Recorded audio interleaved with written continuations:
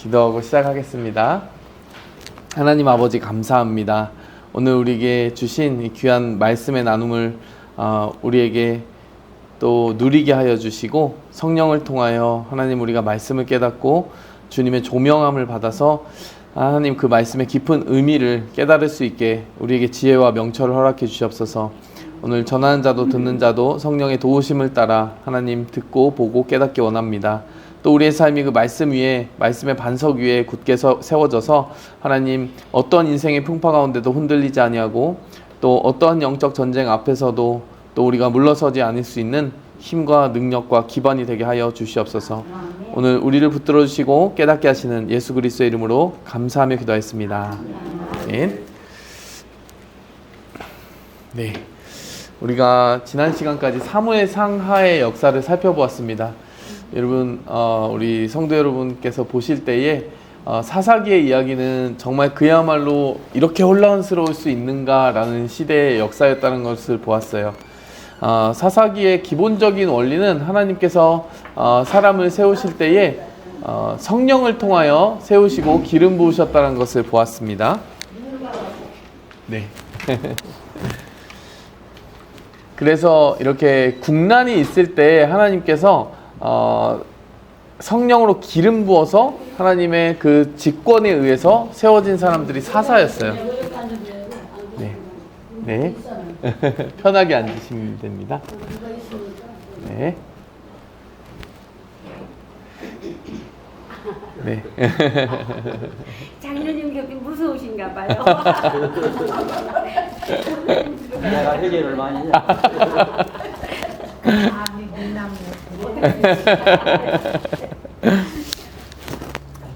그래서 여호수아의 정복 전쟁이 끝나면 모든 게 다 끝날 것 같았지만은 사실 지도자가 하나님의 마음으로 서 있는가, 이 백성이 하나님의 마음으로 서 있는가에 대해서 치열하게 시험을 받았던 시기가 사사기였다는 것을 보았어요. 근데 그 사사기는 악순환의 고리가 있었다라고 했습니다. 그러니까 우리가 너무 익숙하게 잘 아는 신앙인에게 일어날 수 있는 패턴이 있었는데요.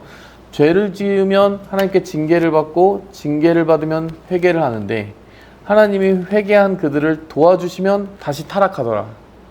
그래서 죄 짓고 징계받고 회개하고 하나님 회복해 주시는데 또다시 죄를 짓고 징계받고 회개하고 타락하는 이 악순환의 고리가 이렇게 계속 반복되었던 것이 사사기였어요.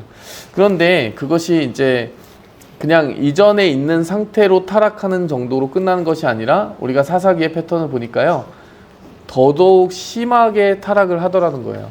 하나님께 죄짓고 징계받고 그 다음에 회개를 해서 회복을 하고 다시 타락을 할 때 이전 정도의 죄를 짓는 게 아니라 더 죄를 크게 짓더라는 거예요.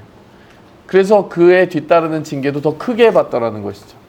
왜 그런 일이 벌어지느냐면은 우리가 죄를 짓고 다시 하나님 앞에 회복을 받더라도 이게 한두 번 죄를 짓는 것이 반복되면 우리가 좀 무뎌지는 경향이 있는 것 같아요.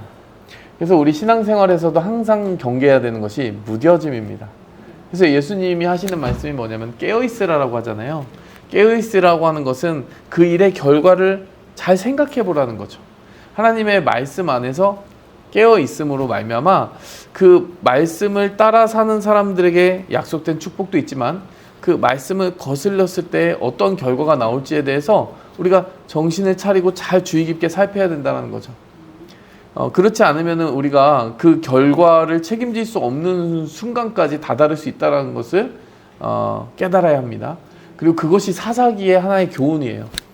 지도자들도 더 악한 그 악순환의 고리에 빠졌고 백성들도 악순환의 고리에 빠져서 나라가 수습 불가능한 지경에 빠졌어요.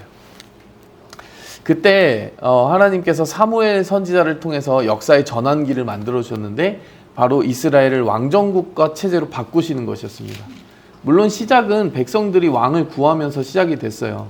근데 그 백성들이 왕을 구할 때는 그런데 온전한 마음으로 구한 것은 아니었습니다. 어떤 마음이었냐면은 다른 옆에 나라들 보니까 왕들이 있더라. 근데 왕들이 이끌어주니까 백성들이 뭔가 그 카리스마를 따라가기만 하면 되고 뭔가 왕을 내세우고 그 왕을 프라이드로 삼으니까 나라가 좀 자랑거리도 생기고 좋더라. 뭐 우리도 그런 훤칠하고 괜찮은 왕 좀 하나 세워주세요. 뭐 이런 식으로 요청을 했단 말이에요. 그러니까 하나님을 잘 섬기고 하나님께 영광이 되고 하나님께 기쁨이 되고 싶습니다. 그런 나라를 세울 수 있는 지도자를 저희에게 주세요라는 중심과 동기로 왕을 구한 것이 아니라 우리도 다른 나라들처럼, 근데 다른 나라들처럼 되면 안 되거든요. 이 나라는 다른 나라들처럼 되면 안 되는 이유가 무엇입니까? 다른 나라들과 같을 수가 없기 때문에 그래요. 다른 나라들은 사람을 왕으로 세웠지만 이 나라는 하나님을 왕으로 섬기고 있기 때문에 그렇습니다. 그런데 이 백성들이 그 마음을 가지고 구한 것에 대해서 사무엘이 받아서 하나님 앞에 나아가서 기도를 하는데 하나님이 뭐라고 응답하시냐면은 그들의 말을 들어줘라. 그들이 너를 버린 것이 아니고 나를 버려서 왕이 되지 못하게 하려는 것이다. 그러니까 하나님께서 이 백성들의 마음과 중심을 간파하신 거죠. 그러니까 사무엘에게 너 개인적으로 거절감 가질 필요 없고 이것은 내가 뭐 핸들을 할 테니까 일단 왕을 줘 라고 얘기하신 거죠. 근데 하나님이 그들의 불완전한 동기에 의해서 구해진 기도에도 응답하신 이유는 하나님이 완전한 버전으로 응답해 주실 계획도 가지고 계셨기 때문이다 라고 우리가 말씀을 살펴봤어요. 그게 첫 번째 왕과 두 번째 왕인 사울과 다윗의 인생에서 고스란히 나타납니다. 그러니까 사울은 어떤 사람이었냐면 첫 번째 왕으로 기름 부음 받은 사울 왕은 백성들이 구한 동기에 그대로 맞춰져 있는 왕을 주셨어요. 키도 엄청 크고요. 보기도 괜찮아 보였어요. 뭐 다른 사람 어깨 위에 뭐 머리 하나 더 있는 그 이상으로 크다고 했으니까 저 정도 왕을 세워놨으면 우린 자랑스럽다 뭐 이럴 수도 있는 그런 부분이 있었습니다. 외적으로는 그랬다라는 거예요. 뭐 외형적으로 가문도 괜찮았어요. 그런데 결과는 좋지 않았습니다. 왜냐하면 그가 처음 시작할 때는 나름대로 하나님을 섬기는 듯 하였으나 그가 승리를 하기 시작하자 어떻게 하냐면요. 하나님을 의지하지 않는 거예요. 그럼 승리하면서 기념비를 세워버립니다. 누구를 위한 기념비를 세웠을까요? 자기를 위한 기념비를 세웠어요. 그러니까 이 사람의 고백 속에 벌써 하나님이 실종된 겁니다. 그러니까 이건 내가 잘 싸워서 이긴 거구나. 나를 기념해야 되겠다. 그럼 벌써 그 사람의 세계관 속에서 하나님의 은혜라는 것이 사라졌다는 걸 의미하는 거예요. 성도 여러분, 우리도 마찬가지입니다. 우리가 인생의 좋은 열매를 거두고 나서 그 사람이 무엇을 하는지를 보면 하나님의 사람인지 아닌지가 드러납니다. 내가 어떤 좋은 일이 있을 때마다 말마따가 하나님 감사합니다. 이런 사람은 그 인생이 단단한 반석 위에 세워져 있는 거예요. 모든 것이 하나님으로부터 온다는 것을 이제 알고 붙들고 살아가기 때문이에요. 근데 사울은 그렇지 않았고 자기 기념비를 세우다 못해 하나님께 공공연히 불순종하다가 버림받은 왕이 되어버렸어요. 그러니까 이스라엘 백성들이 구했던 그런 종류의 왕은 실패할 수밖에 없었던 거죠. 그런데 하나님은 그런 왕 말고 대안의 왕을 세우기 원하셨습니다. 그것이 바로 다윗 왕인데 다윗 왕 같은 경우에는 하나님을 경외하는 왕이자 하나님을 의지하는 왕으로서 세움을 받았고 그가 세움을 받았을 때 그냥 10대 소년이었거든요. 10대 소년이 무슨 스킬이나 외모나 뭐 이런 것을 가지고 전혀 뭐 내세울 게 없잖아요. 심지어 골리앗과 싸우려고 본인이 나설 때에 사울 왕이 자기 갑옷을 주어서 입어보게 했는데 이게 헐거워서 입을 수가 없는 거예요. 그러니까 도저히 이 사람이 용사로서 뭐 설 수 있는가? 군대 지휘관은커녕 뭐 나라를 이끄는 지도자는커녕 군대 지휘관도 될 수 있는가? 거의 뭐 불가능한 상황이었죠. 그런데 다윗에게는 한 가지 마음이 있었습니다. 어떤 마음이 있었냐면은 아버지의 양을 지키면서도 사자와 곰이 달려들어와서 양을 물어가려고 할 때 보통 목자 같으면은 양 한 마리 던져주고 자기 목숨을 살리려 하겠지만 다윗 같은 경우는 그 사자와 곰을 쫓아가서 입을 벌리고 양을 건져내고 막대기로 쳐서 죽였다라는 거예요. 다윗의 그 10대 소년 다윗의 마음 가운데 그 치열하게 양 한 마리라도 지키고자 하는 마음이 있었어요. 그 마음을 딱 하나님이 보시니까 양 한 마리, 미물 한 마리도 이렇게 목숨 걸고 지킨다면은 이 나라 이 백성을 그렇게 지키겠구나 이 생각을 한 거고요. 또 아버지가 그 막내 아들인 다윗을 이뻐해야 되는데 사자와 곰이 출몰하는 그곳으로 던져놓으면 원망해야 되잖아요. 근데 이 다윗 왕의 마음속에 그늘이 없고 원망이 없어요. 사울 왕에게 가서 저 골리앗과 싸우겠습니다라고 이야기할 때 이렇게 얘기하는 거예요. 나 하나님이 들판에서 양을 지키다가 사자와 곰을 만났는데 하나님이 살려주셨습니다. 하나님이 이기게 해주셨습니다. 얼마나 대단한 일입니까? 그러니 골리앗과도 싸울 수 있습니다. 그러니까 이 사람은요 감사가 있는 사람이에요. 하나님의 은혜를 의지할 줄 아는 사람이에요. 근데 인간적으로 살면 어떻게 될까요? 사람이 똑같은 환경을 던져주고 인간적으로 생각하고 판단하라고 하면 아마 이렇게 빠질 거예요. 아유, 나는 아버지한테 이렇게 막내 아들이 사랑을 받아야 되는데 제일 위험한 데 가가지고 이렇게 변두리에서 미움받고 차별받고 있으니 나는 정말 내 인생은 꼬여도 단단히 꼬였다. 사자와 곰과 또 오늘 마주쳤다니 이거는 아버지의 사랑이 정말 너무 없다. 나한테는 내 삶은 뭐 더 이상 희망이 없다. 이거 좌절할 수 있잖아요. 근데 좌절하지 않았다는 거예요. 믿음과 은혜와 사랑을 따라 살았기 때문에 결국에 하나님이 다윗 왕을 세워주셨고 다윗 왕은 끝내 아주 성공적으로 그 왕국을 세울 수 있었는데 그가 세운 것이 아니라 하나님의 은혜를 의지하여 세웠기 때문이다. 이 부분을 보았습니다. 그래서 두 가지 모델이 제시됐는데 우리가 물론 사무엘하 뒷부분으로 이제 갈수록 어떻게 돼요?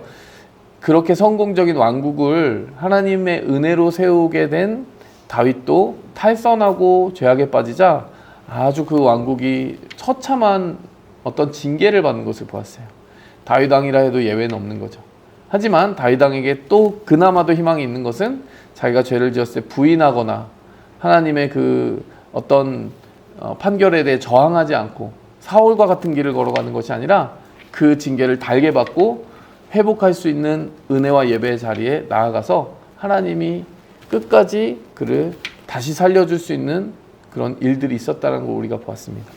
자, 그렇게 우리가 다윗 왕국을 봤어요. 그래서 사사기의 그 모든 혼란이 끝나고 왕국 시대가 정착할 수 있게끔 한 것은 결국 다윗이었고 이제 열왕기상은 그 이후의 이야기를 다루고 있습니다.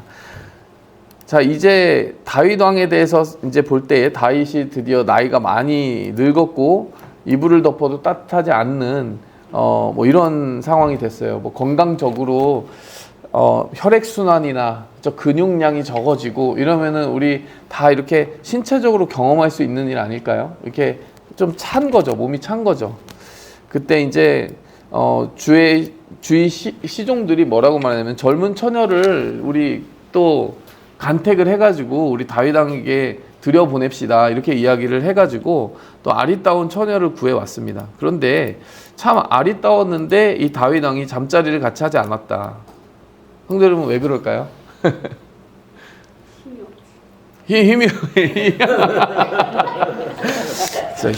힘이 있어야 네, 힘이 없어서 그럴 수도 있고요. 처음 들어보는 단어인데 정말 그럴 수도 있겠네요.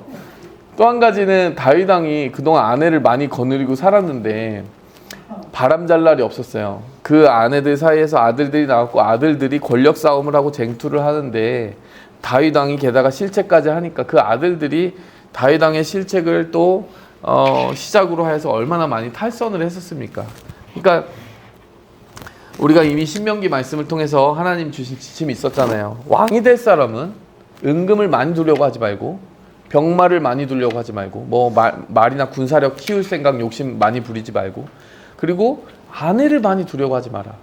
왜냐면 그 아내들이 너무나 많아서 그의 마음을 미혹하게 하고 하나님에게서 떠나가게 할 수 있고 우상숭배하게 할 수 있고 그냥 세상 재미에 이렇게 빠져들게 할 수 있고 하여간 하나님에게서 떠나가게끔 할 수 있는 여지가 있다. 이런 경고를 하셨거든요. 실제 솔로몬은 이방 여인들, 그러니까 다른 종교를 가지고 다른 어떤 우상숭배 프랙티스를 가지고 있는 여인들과 잔뜩 결혼을 해가지고 그의 마음이 사방팔방 갈라지게 되잖아요. 다윗의 아들 솔로몬은 그런 실수를 하는데 하나님이 미리 내다보시고 그렇게 하지 말라고 했는데 아내도 많았고 아들도 많았던 이 다윗의 그 후반부 인생이 너무나 힘들었던 원인 중에 하나가 바로 그러한 명령과 권고를 따르지 않았기 때문이 아닌가. 우리가 이렇게 판단한 적 있잖아요. 사실 이 4절은 보면은 다윗 왕의 일종의 반성도 좀 들어가 있는 게 아닌가라는 생각이 들어요. 그러니까 뭐 지금은 나라를 잘 차분하게 지금 내가 정리해서 넘겨줄 때지 또 다른 어떤 우환거리를 만들어줄 때가 아니다. 왜냐면요, 여기서 아들이라도 한 명 더 나온다고 생각해 보세요.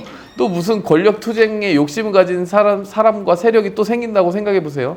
그러면 또 왕국에 그 하나님의 나라에 굉장한 부담을 이렇게 안겨줄 수밖에 없잖아요. 그러니까 다윗이 지난 날에 대한 반성으로서 이렇게 지금 또 하고 있는 것도 있다라는 생각이 들어요.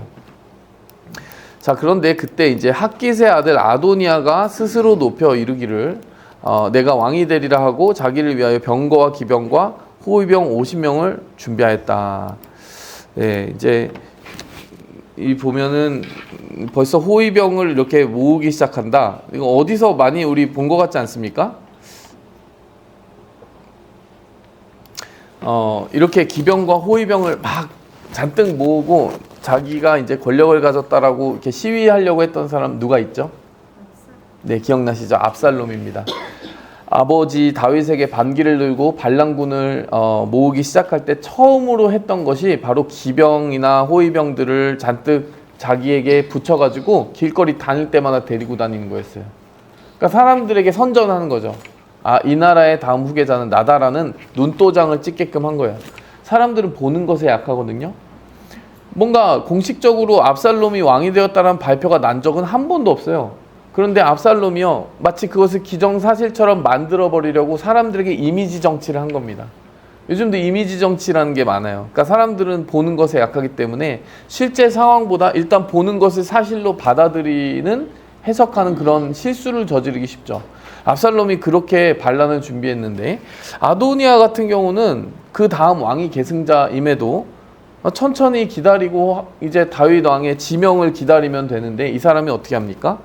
병거와 기병과 호위병 50명을 준비하면서 압살롬의 길을 똑같이 가려고 하는 거예요. 그러니까 아버지의 지명을 기다리지 못하는 게 문제예요.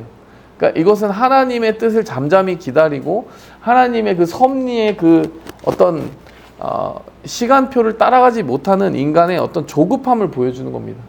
그러니까 기다리지 못해서 문제예요. 기다리게 된다면 사실은 합법적으로 아도니아가 다음 순서인데 그걸 기다리지 못하는 거예요. 그는 압살롬 다음에 태어난 자요. 그러니까 반드시 어떻게 보면 계승이 되도록 되어 있는데 참 이런 마음을 품었다는 게 아쉽죠. 다시 말하면 하나님 보시기에는 적격자가 아닌 겁니다. 이런 마음을 품는 것 자체가 벌써 경거망동하는 거죠. 자, 용모가 준수하다. 또 용모가 준수하다는 얘기가 나오는데 별로 성경에서는 좋은 뉘앙스로 쓰이는 일은 없는 것 같아요. 그러니까 외모는 좋지만 마음의 내면이 아름답지 못하면 하나님 보실 때는 빈 껍데기가 같다. 근데 문제가 또 한 가지 있습니다. 아버지가 이렇게 네가 어찌하여 그리하였느냐라고 하는 말로 한 번도 그를 섭섭하게 한 일이 없다. 이게 무슨 뜻일까요, 성도 여러분? 그러니까 한 번도 혼나본 적이 없다. 너 왜 그랬어? 라고 다윗 왕으로부터 말을 들은 적이 없대요. 성도 여러분, 근데 이게 아도니아만의 문제가 아닌 것 같아요, 사실은. 그러니까 다윗 왕이 그동안 자식 농사에 있어서만큼은 굉장히 우유부단하거나 조금 이렇게 힘 있는 징계를 못하는 모습을 많이 보여줬거든요. 암논 첫째 아들 기억하시죠? 그 압살롬에게 죽임을 당한 암논이 자기 이복누이를 성폭행하고 몹쓸 짓을 저질렀는데 다윗이 심히 화를 내었지만 혼냈다라는 내용이 없었다라고 했잖아요. 근데 그렇게 징계하지 않고 초달하지 않으니까 그것을 옆에서 보고 있던 다말의 친오빠인 압살롬이 분을 품고 아버지가 그렇게 징계를 안 한다면 내가 복수하겠다 해서 칼을 품고 자기 형을 죽여버린 비극이 발생하잖아요. 압살롬도 그 죄를 짓고 도망자가 되었다가 하여간 우여곡절 끝에 왕국으로 돌아왔는데 돌아온 그를 다시 다윗이 맞아주었을 때 별다른 이유도 설명도 없이 한 2년간을 그냥 만나주지 않다가 압살롬이 어떻게 하여간 때를 쓰든 무리한 수를 써가지고 다윗과 제외했는데 다윗이 그와 입맞추고 끝나버렸어요. 무슨 말이냐면은 압살롬아 너 왜 그렇게 했니? 이렇게 그 잘못에 대해서 이야기를 명백히 해주거나 사건의 매듭을 풀어주지 않았다라는 거예요. 그러다 보니까 압살롬의 그 인성이 파탄이 되고 결국에는 반란까지 모의하는 일이 벌어지잖아요. 그러니까 다윗의 패턴을 보니까요, 자녀들 훈육을 안 하더라는 거예요. 훈육을 과하게 하는 것도 문제인데요, 훈육을 아예 안 한다? 이거 더 큰 문제가 될 수 있습니다. 그러니까 자녀를 사랑한다면 초달해야 된다고 잠언서에 말하듯이 그런 부분이 필요한 거죠. 요즘 한국에서 뉴스들이 나오면요, 어떤 뉴스가 나오는지 아십니까? 정말 기가 막힌 뉴스들 많이 나와요.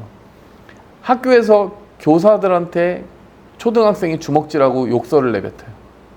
난 학교에 지각을 했든지 뭐 하여간 자기 멋대로 행동을 하는 그 친구를 이렇게 혼내려고 하니까 그 교감 선생님한테 막 이렇게 그야말로 쌍욕을 하는 거예요. 그게 다 핸드폰 영상으로 잡힌 겁니다. 근데 더 놀라운 것은 부모의 태도예요. 부모가 뭐라고 하냐면은 이거는 양쪽 이야기를 다 들어봐야 된다. 저 교감 선생님이 아동학대를 했다. 이래버리는 거죠. 주변에 증인들도 다 있고 그 아이가 평소에 얼마나 힘들게 이 학급 분위기를 만들었는지 다 아는데, 그러니까 그 아이의 태도가 어디서 나왔겠습니까? 네, 부모에게서 그대로 오는 거죠. 부모가 이제 합당한 이유로 초달을 해야 되는데 징계를 하지 않고 그렇게 커버리니까 그 아이가 이제 그렇게 인성이 준비되지 않은 상태로 자라버리는 거죠. 지금 여기 아버지가 어찌하여 그리하였느냐라고 한 번도 섭섭하게 한 일이 없다. 이거는 절대 좋은 징조가 될 수 없습니다. 하여간 좀 혼나봐야 사람이 고개도 숙일 줄 알고 잘못을 인정할 수도 있고, 이런 것을 어렸을 때 아직 인성이 부드러울 때 이렇게 사람의 인격이 형성되어 갈 때 경험을 해야만 그 사람이 인간으로서도 바로 설 수 있고, 하물며 또한 나라의 왕이 될 지도자라면은 더욱더 깊이 있게 그런 징계를 받을 필요가 있죠. 그런데 그렇게 한 기회를 놓쳤다라는 것이 불길한 것이고, 하나님이 아도니아를 세우시겠습니까? 이 나라가 어떤 나라인데, 이 나라가 하나님이 세우신 나라고, 이 초반에 지금 다윗 때 가까스로 안정을 찾다가 후반부에 굉장히 왕국이 쉐이키했단 말이에요. 흔들렸단 말이에요. 그런데 지금 다음 왕이 얼마나 중요해요. 다음 왕이 영적으로 정신적으로 바르지 못하면 안 되기 때문에 분명히 아도니아를 세우지 않으실 거예요. 자, 계속 이야기를 한번 봅시다. 아도니아가 어떤 선택을 하냐면 요압하고 손을 잡고요, 아비아달과 모의합니다. 아, 이거는 좀 선을 확실히 넘었죠. 요압이 누굽니까? 요압이 하여간 다윗의 그 명령을 어기면서 숱한 암살을 저질렀던 사람이에요. 다윗이 남유다에서만 왕이 되고 북이스라엘 다른 지파들의 그 왕권을 인정받지 못했던 때가 있잖아요. 잠시 다윗이 유다 지파에서만 먼저 왕이 되었던 그때에 이제 북과 남의 어떤 대치 상황이 있었는데, 그때 그 문제를 해결하기 위해서 누가 왔느냐면은 북쪽에 아브넬이라고 하는 군대 장관이 와서 우리 화평하게 이 나라를 흡수시키겠습니다. 당신에게 이 북쪽 지파들을 돌리겠습니다. 라고 화평하기 위해서 왔는데, 요압이 어떻게 합니까? 자기 동생을 그 아브넬이 죽인 과거의 전력 때문에 요압이 몰래 쫓아가서 칼로 죽여버려요. 그리고 나중에도 이제 그 압살롬의 반역을 이렇게 처단할 때도 압살롬을 죽이지 말아달라고 다윗이 이야기했는데도 압살롬을 죽여버려요. 또 압살롬을 죽이고 나서 죽이는 그러니까 반란 진압의 과정에서 어떻게 하냐면은 다윗이 그 당시에 세웠던 이제 북이스라엘 지파 출신의 군대 장관도 또 죽여버려요. 왜냐하면 자기의 권력을 자기가 취하기 위해서. 그러니까 요압이라는 사람은 어떤 사람입니까? 권력을 위해서는 하여간 자기 앞길을 막아선 사람은 어떻게 한다? 다 살려두지 않는 사람인 거예요. 그런데 성도 여러분 생각을 해보세요. 이 요압하고 이 아도니아가 손을 잡는다? 벌써 사람을 어떻게 쓰는지를 보면은 그 사람의 지혜를 알 수 있는데, 이 아도니아는 악인과 손을 잡고 있어요. 이거 알고 그러는지 모르고 그러는지 모르겠지만은 이런 식으로 그대로 아도니아가 왕이 되고 요압이 군대 장관 되면 어떻게 되겠습니까? 나라가 흉폭해지고 규모가 없어지고 왕은 군대 장관에게 휘둘리겠죠. 제사장 아비아달이라는 분은 어떤 분입니까? 사울 왕이 한때 제사장들을 몰살시킬 때가 있었어요. 85명의 제사장들을 죽인 때가 있었어요. 다윗을 이렇게 피신시켜줬다는 이유로. 그런데 다윗에게 이제 골리앗의 칼을 주고 떡을 먹여주고 다윗의 도망하는 그 과정을 도왔다라는 이유로 이렇게 억울하게 죽인 일이 있었죠. 다윗이 도망하는지도 몰랐던 제사장들인데 그냥 도와준다라고 하는 것이 그냥 호의로 도와준 건데, 그때 이 아비아달이 피신을 해서 유일하게 살아남은 사람 중에 하나입니다. 근데 이 아비아달은요, 계보로 올라가 보면은 엘리 가문 출신이에요. 엘리 제사장이 누구죠? 하나님께서 그 엘리 제사장은 처단하겠다라고 이미 선언을 하신 적이 있죠. 그래서 엘리 제사장 가문에서는 노인이 나오지 않을 것이다. 하나님이 그렇게 선언한 적이 있어요. 왜냐하면 엘리 제사장이 정말 하나님의 제사를 멸시하는 자기 두 아들들을 또 초달하지 않고 징계하지 않고 방치해 두었기 때문에 하나님이 그렇게 명령하셨죠. 너희가 나를 경멸하고 멸시한다면 나도 너희를 경멸하고 멸시한다. 나는 나를 존중히 여긴 자를 존중히 여기고 나를 경멸히 여긴 자를 경멸히 여긴다. 결국에는 그 심판이 이미 엘리 가문에게 내려져 있어요. 근데 엘리 가문의 계열의 제사장인 아비아달, 이 사람도 결국에는 지혜롭지 않은 길을 택하는 거예요. 다윗이 위기에 처했을 때는 이 아비아달이 초반에 도움을 많이 주었잖아요. 에봇을 가지고 가면서 도움도 많이 주었습니다. 하나님의 뜻을 묻기도 하고. 그런데 다윗이 이렇게 나이가 늙었을 때에 아도니아의 손을 붙잡음으로 치명적인 실책을 저지르는 거죠. 결국 하나님 말씀대로 되는 거예요. 엘리 계열에서는 남지 않는다. 제사장이 나오지 않을 것이다. 이제 한 것처럼 그대로 돼버렸습니다. 결국에는 이 줄이 어떻게 딱 갈라지냐면 제사장으로서는 사독 계열하고 이 아비아달 계열이 경쟁 관계에 놓이게 되고, 군대 장관으로 보면은 여호야다의 아들 브나야라는 한 용사와 이 요압이 대치 관계를 이루게 되는 거예요. 그러니까 군대 실권자가 이제 경쟁을 붙게 되고 제사장 계열이 이제 두 사람이 경쟁을 붙게 되는 거죠. 줄을 잘 서야 되는데 어느 줄이 썩은 동아줄일까요? 당연히 이 7절에 이거 잡아서는 안 되는 썩은 동아줄만 다 모아놨습니다. 아도니아도 못난 사람이고 요압도 못난 사람이고 아비아달도 결국 이 선택을 보면 못난 사람이에요. 아주 다행히도 못난 사람들만 모아놨습니다. 그리고 역사의 그 판결이 어느 쪽으로 결국 기울어지겠어요? 제사장 사독과 이 브나야와 그리고 다윗의 용사들, 결국에는 이들에게 아직은 이제 하나님의 역사적 호의가 흘러가고 있음을 우리는 보게 돼요. 짐작하게 되는 겁니다. 진짜 실제로 어떻게 흘러가는지 볼게요. 아도니아가 어떻게 하냐면요, 송아지를 잡고 자기의 모든 동생과 왕의 신하된 유다 모든 사람을 다 청하했다. 성도 여러분, 이 제스처는 굉장한 제스처입니다. 왕의 신하들을 모았다. 신하들을 소집해서 잔치를 열 권리는 누구에게 있죠? 왕에게 있죠. 근데 왕에게 묻지도 않고 왕의 신하들을 다 초대하고 뱅퀴트를 열었어요. 그렇다면 이것은 벌써 이 사람 조금 품은 뜻이 건전하지 않다 이런 생각이 드는 거잖아요. 자, 더더군다나 10절에 보니까 선지자 나단과 브나야의 용사들과 솔로몬은 청하지 않았다. 이게 뭡니까? 근데 여러분, 어느 식사 자리에 되게 중요한 것 같은데 나만 빠져있다 이러면 좀 느낌이 쎄하잖아요.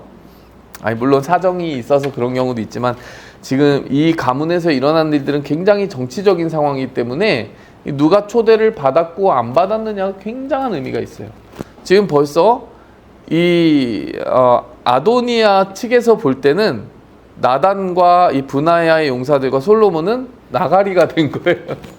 너희들은 우리가 같이 갈 수 없고 앞으로 우리가 실권을 잡게 되면은 너희 목숨은 달아난다. 뭐 이런 그 제스처죠 지금. 이때 이 신호를 어떻게 이제 접수하느냐면 나단 선지자가요, 이제 솔로몬 이 사태가 지금 이상하게 흘러간다는 거 알고 솔로몬의 어머니인 밧세바에게 이 사실을 전달을 합니다. 지금 아도니아가 왕이 되었음을 듣지 못했습니까? 다윗 왕은 알지 못합니까? 그러니까 지금 이 상황을 다윗 왕이 알고 계세요? 이게 아주 위급하게 돌아가고 있습니다. 이렇게 이야기를 했고요. 그래서 이제 계책을 세워야 됩니다. 이렇게 이야기하면서요, 이제 나단 선지자가 이제 그 방법을 이야기하는 거죠. 왕에게 출입을 해서 이렇게 이야기를 해봐라. 내 아들 솔로몬이 반드시 나를 이어 왕이 되어 내 왕위에 앉으리라 하지 아니하셨나이까? 그런데 아도니아가 무슨 이유로 왕이 되었습니까? 이렇게 말을 하라는 거예요. 13절로 미루어 보건대 다윗 왕이 이미 이전에 솔로몬이 후계자가 될 것을 이야기한 적이 있다라는 걸 알 수 있죠.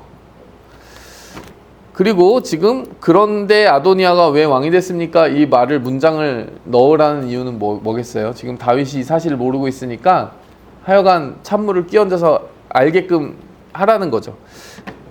자, 그럴 때에 당신이 그렇게 말을 하고 있으면 나도 바로 뒤따라 들어가서 그 말을 뒷받침해 드리겠습니다. 이렇게 얘기하는 거죠. 그러니까 한 사람만 말하면 힘이 안 서잖아요. 그러니까 바로 나단 선지자도 그 이야기 다 끝나는 것 이렇게 다 보고 있다가 딱 들어가서 바로 그런 일이 벌어지고 있습니다. 자기도 말을 보태겠다라는 거예요. 작전이죠, 작전. 그래서 이제 다윗 왕이 여기 보니까 심히 늙었다라고 표현을 하고 있는데 이제 왕에게 출입을 합니다.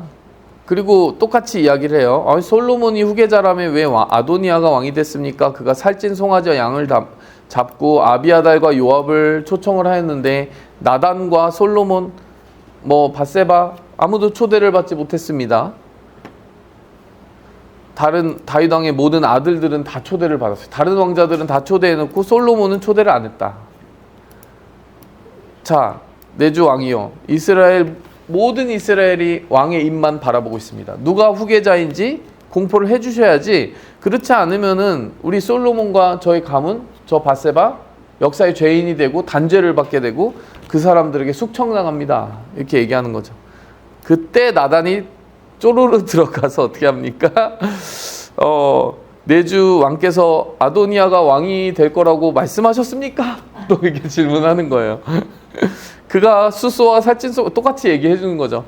모든 아들과 사령관 그리고 아비아달을 택했는데, 이렇게 초청을 했는데 그들이 말하기를 아도니아 앞에서 먹고 마시며 아도니아 왕은 만세수를 하옵소서 하였더이다. 쿠데타죠, 쿠데타. 그러니까 말을 하나 더 얹었죠, 여기. 그런데 솔로몬과 사독과 그리고 나는 초청하지 않더이다. 이게 무슨 일입니까? 이게 왕이 정하신 일입니까? 그런데 왕께서 내 조항을 이어 그 왕이 앉을 자를 종에게 알게 하지 아니하셨나이까? 자, 이렇게 이야기를 하게 돼요.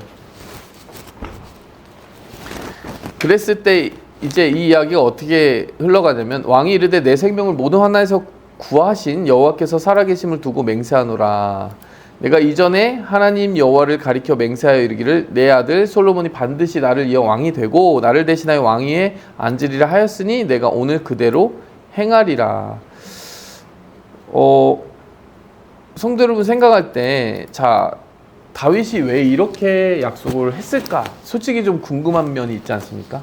이 질문을 좀 해봐야 돼요. 왜냐하면 왕위 계승 서열이라는 게 연령 순서로 가는 게 사실 보통이잖아요.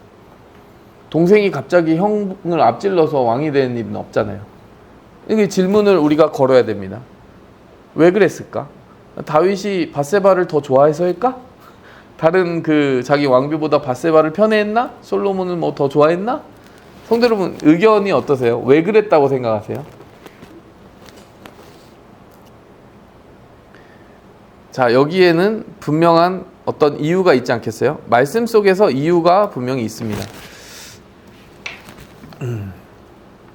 자, 그래서 말씀 속에서 어떤 이유가 있느냐면은, 자 볼게요. 일단 보면은 솔로몬의 왕위 계승 서열을 볼게요. 서열로 봐서는 얼마나 밀려 있는지 제가 보여드리겠습니다. 지금 다윗 왕이 있고, 이 다윗 왕의 그 처들이 여기 있습니다. 1부터 9번까지 이렇게 있죠. 밧세바, 아비삭을 지금 아내라고 할 수 있는지는 모르겠지만 그냥 이렇게 도표에 넣어놓은 도표가 있었어요. 자, 근데 이 중에서 아들들이 어떻게 태어났느냐? 둘째 아내에게서 암논이 태어났는데 압살롬에 의해서 죽었죠. 아비가일이 다니엘이라는 그 아들을 낳은 것으로 되어 있는데 사실은 역사의 기록 자체가 없어서 일찍 요절했을 거라고 판단하는 경우가 많습니다. 자, 마아가가 이제 다말과 압살롬을 이제 낳았는데 압살롬은 반란을 일으켜서 죽었죠. 요압에 의해서. 핫깃이 아도니아를 낳았는데 아도니아는 결국에 나중에 사망을 하는데요. 일단은 왕위 계승 서열로 보면 지금 이 시점에서는 당연한 후계자가 돼야 돼요. 그러면은 솔로몬은 왜 언급이 되고 있고 솔로몬은 어디쯤 있냐? 보시면요, 저 맨 끝에 있어요. 저기 이거는 밧세바의 아들 중에서도 맨 마지막이에요. 밧세바와의 사이에서도 네 번째 아들입니다.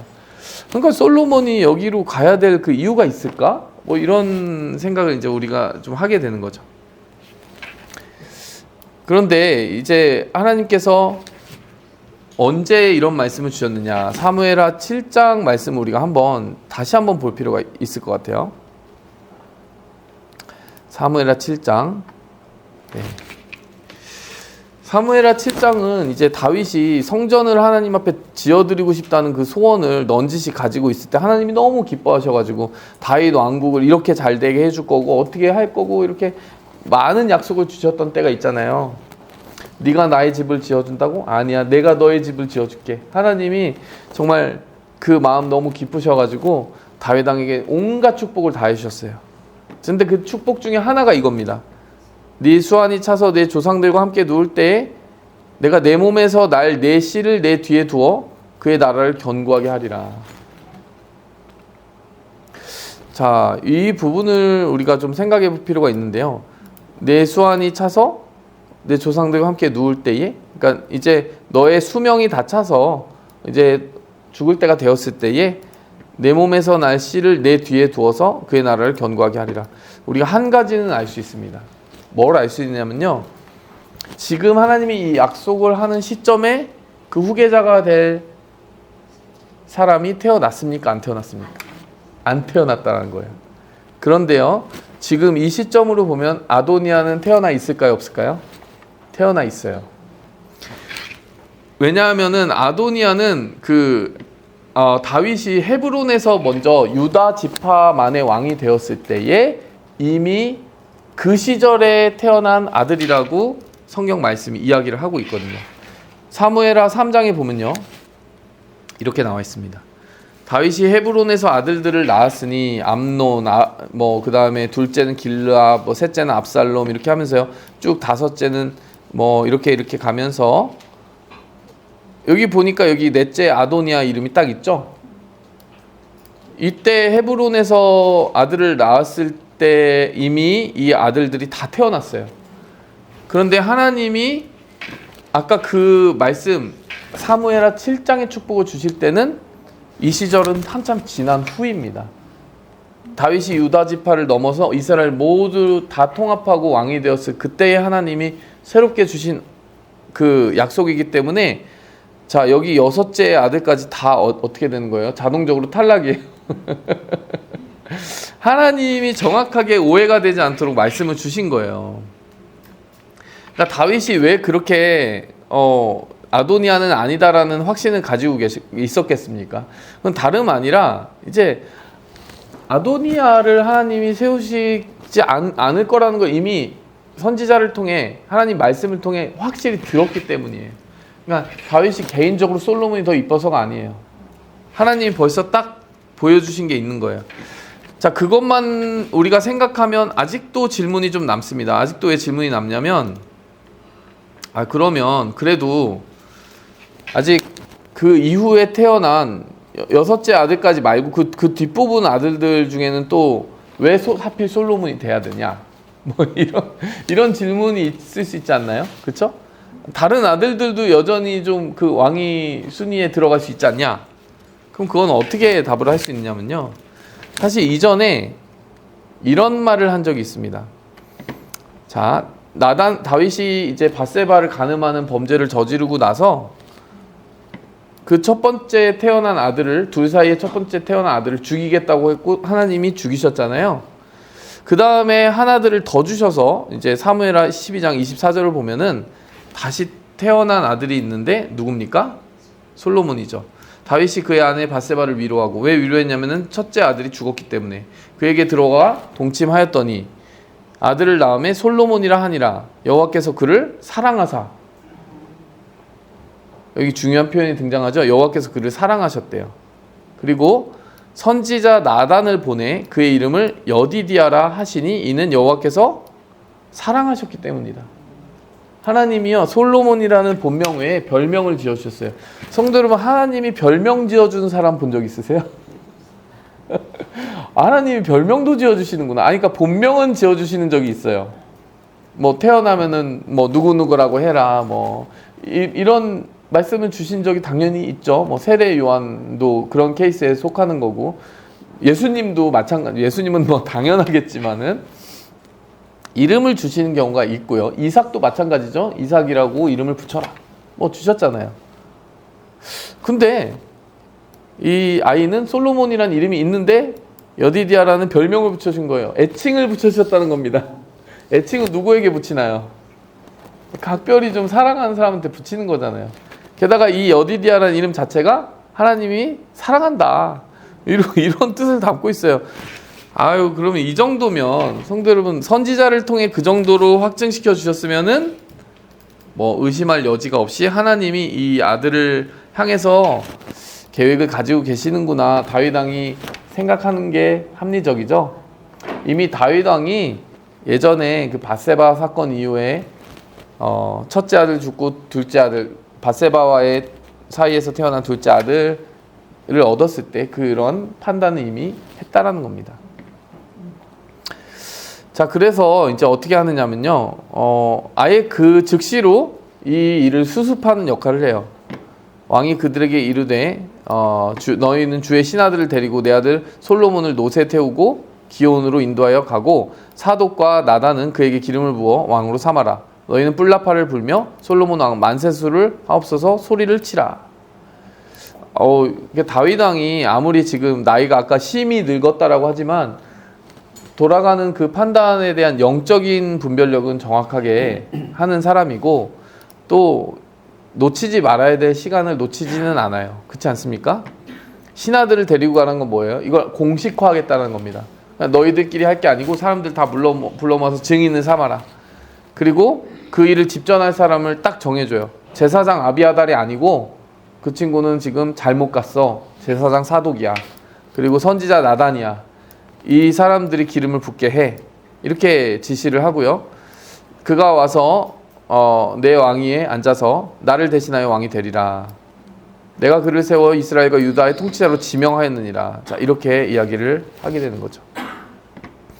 그리고 이 일이 신속하게 이제 진행이 됩니다. 실제 기름 부음이 이루어지게 되고요. 39절에 보니까요. 모든 백성들이 이 사실을 보고 즐거워하고 피리를 불고요. 뿔나팔 소리를 듣게 되는 거죠. 근데 이 소리를 아도니아도 듣게 됩니다. 지금 아도니아 뭐 하고 있었습니까? 자기 측근들하고 쿠데타 모의하고 잔치 벌이고 있었잖아요. 잘됐다. 우리 세상이 열린다. 뭐 막 소 잡고 양 잡고 하면서 막 신난다 하고 있었는데 갑자기 뿔나팔 소리가 들려요. 왕이 선정되었다는 나팔 소리가 이들에게는 재앙이죠. 성도 여러분, 이게 우리가 신약 성경을 살아가는 우리 백성들에게도 뭔가 시사점을 줍니다. 우리가요, 지금 이렇게 역사가 마치 사람들이 주인 돼서 경영하는 것처럼 보여지는 시대를 살고 있어요.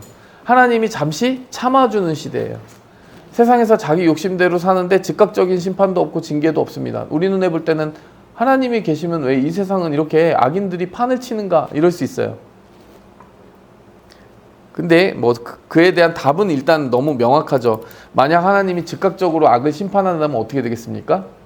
그 악인들도 못 살지만요, 우리도 못 살아요.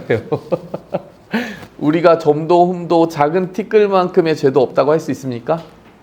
사실 하나님이 정말 우리가 누가 보아도 흉악한 죄인을 즉각 심판 못 하시는 이유는 그보다 덜한다 한들 절대 부족하지 않은 죄인인 우리를 위한 기회의 문을 닫지 않기 위해서예요, 사실은.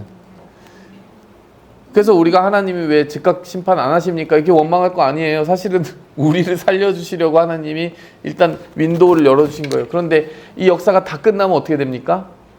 그때 나팔이 불린다고 그랬어요. 마지막 그 대접에 나팔이 불리고 심판대가 열리는데 백보자 심판이 열린다고 했습니다.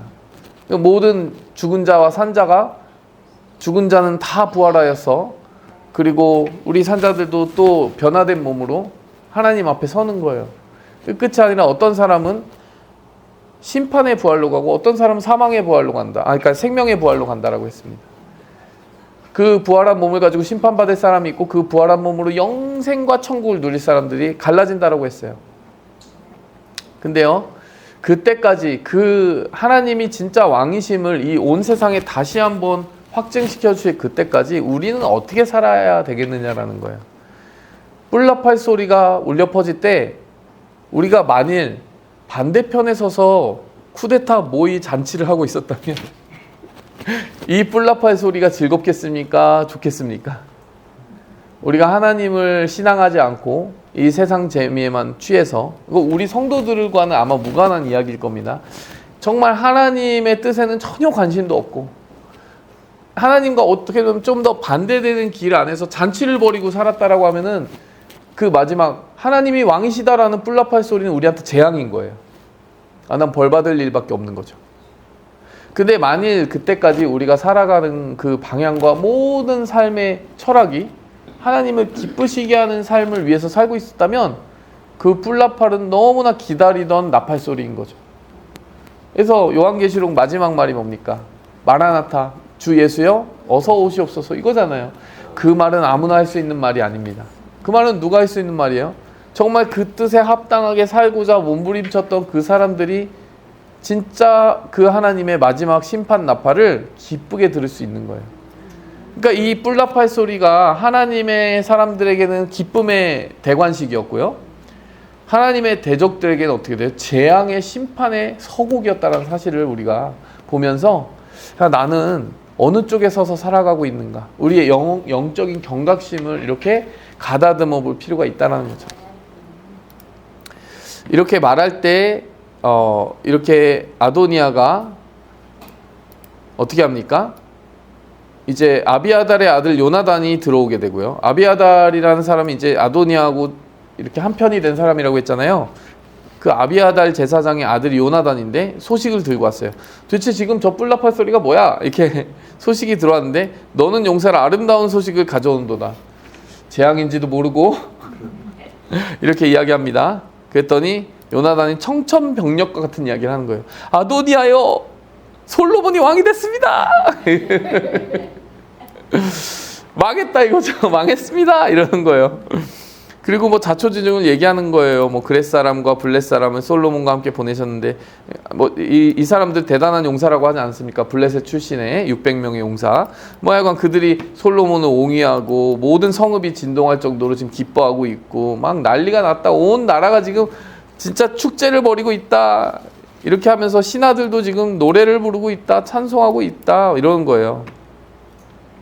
그리고 다윗도 공식적으로 이렇게 그를 축복했다. 뭐 이런 소식들을 들으니까 어떻게 됩니까? 49절에 손님들이 다 놀라 일어나 갈 길로 갔지. 거기 있었다라는 소문이 발각되면 어떻게 되는 거예요? 죽은 목숨이기 때문에 아이고 내가 사지에서 내가 독이 탄 음식을 먹고 있었구나. 반란자가 되게 생겼구나. 얼른 화급히 도망가고요. 아도니아도 솔로몬을 두려워하여서 일어나 제단 뿔을 잡는다. 자, 이 제단 뿔을 잡는다라는 표현이 어떤 표현이냐면요, 그 당시에 어떤 큰 죄를 지은 사람이 은혜와 자비를 구하기 위해서 하나님의 성전이 있는 곳에, 성막이 있는 곳에 가서 제단의 뿔을 잡고 은혜를 호소하는 경우가 있었어요. 그러면 어떤 생각이 드세요? 그러니까 그곳은 거룩한 장소잖아요. 특별히 제단이라는 곳이 어디입니까? 성막에서요, 제단을 가장 처음 성막 들어가서 처음 마주치는 게 제단이에요. 그리고 물두멍이에요. 그리고 성소국 지성소예요. 이건 성막을 제가 이야기할 때 말씀드린 거지만, 제단이 가지는 의미가 뭡니까?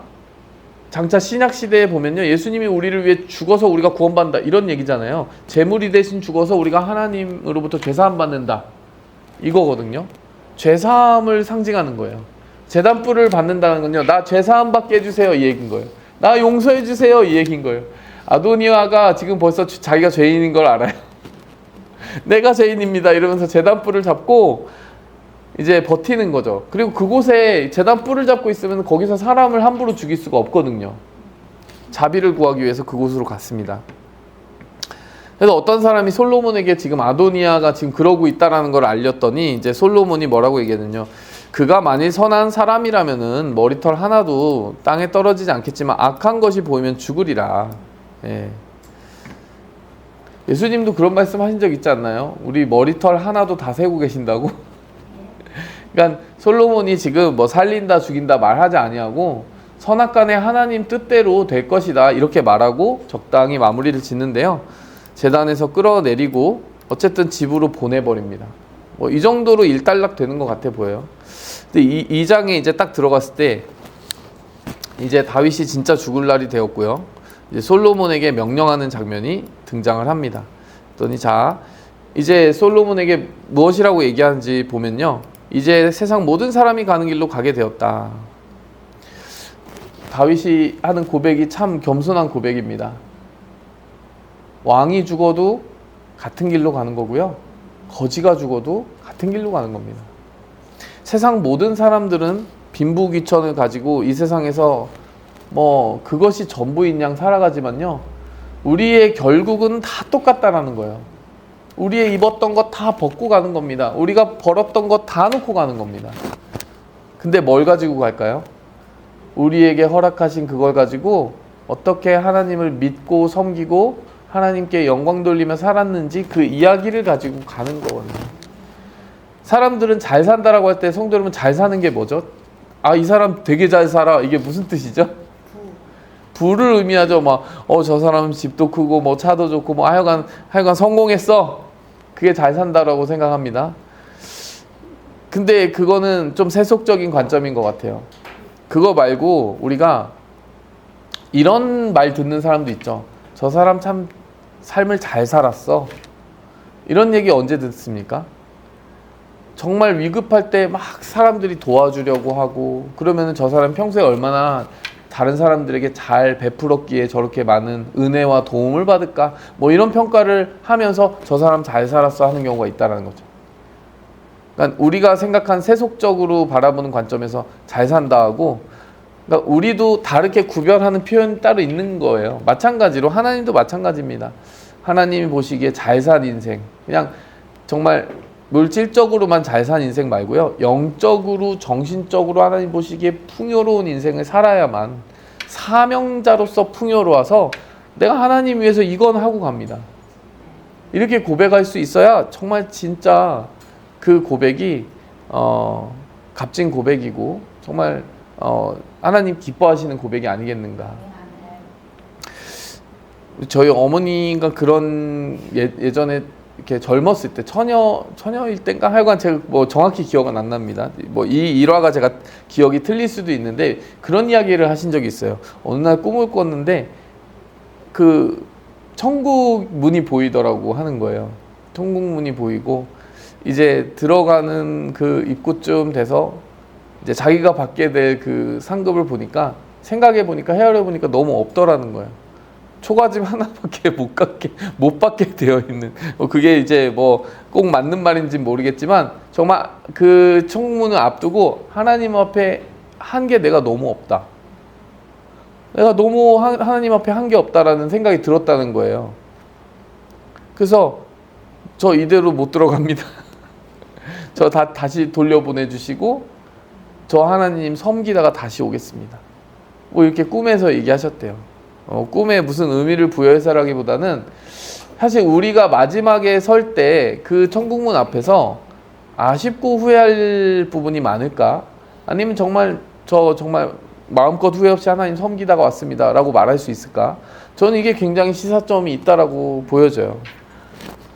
이 세상 모든 사람이 가는 길로 우리는 갈 수밖에 없는데 이 세상 모든 사람이 마주쳐야 되는 심판장 하나님을 볼 때 이 세상 모든 사람이 그냥저냥 살아온 인생 말고 그래도 하나라도 하나님 위해서 이것 하다가 왔다고 말할 수 있고 또 하나님은 우리를 보시면서 그래 내가 나를 바라보며 한 그 선택, 헌신, 그 희생 그리고 용서 내가 기억했어.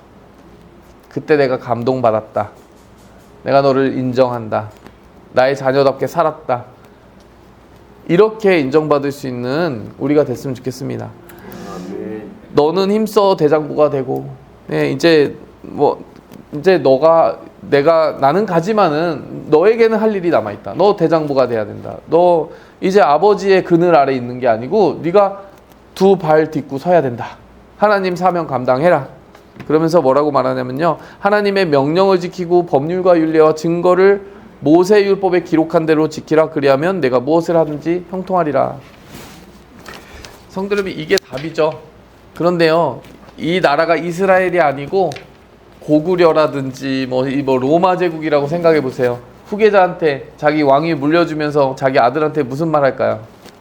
너는 일단 군사력부터 모아. 너는 일단 정치력부터 키워. 그런 걸 가지고 형통할 수 있을 거야. 뭐 이런 말 하지 않을까요? 다윗이 하는 말은요, 그런 세상의 말과 전혀 달라요. 이 나라가 너 나라 같으면은 그렇게 너 힘을 길러서 지킬 수 있겠지만은 이 나라는 네 나라가 아니라 하나님 나라야. 하나님 나라니까 하나님 명령을 지켜야 하나님이 살아주시고 하나님이 세워주셔. 그러니까 지금 하나님 명령을 지키면 형통한다, 이 말은 무엇이냐면요, 이거는 사실 근본적으로 따지고 들어가면 이 나라 네 거 아니다, 이 얘기를 하고 있는 거예요. 이 나라 네 거 아니야. 솔로몬 정신 차려. 이 나라는 너의 것이 아니고 그 왕위도 네가 스스로 취한 것이 아니고 하나님이 주셔서 네 손 안에 있는 것이고 하나님의 일을 하라고 너에게 잠시 맡겨준 것이다. 근데 이게 왕 솔로몬만 들어야 될 말일까요? 우리 모두가 다 들어야 될 말입니다. 우리에게 있는 재물, 우리에게 있는 건강, 우리에게 있는 시간 다 하나님의 것이기 때문에 하나님의 뜻을 묻고 그것을 사용한다면 어디로 가든지 하나님의 뜻 안에서 형통할 겁니다. 그 안에서 열매 맺고 우리 인생이 하나님의 것이라고 고백할 수 있기를 원합니다. 그래서 여호와께서 내일에 대해 말씀하시기를 만일 내 자손들이 길을 삼가 마음을 다하고 성품을 다하여 진실이 내 앞에서 행하면 이스라엘 왕위에 오를 사람이 끊어지지 아니하리라 하신 말씀을 확실히 이루게 하시리라. 지금 무슨 말이냐면요, 다윗이 이미 들었다는 거예요. 하나님이 나에게 이미 말씀해 주셨지 뭐니.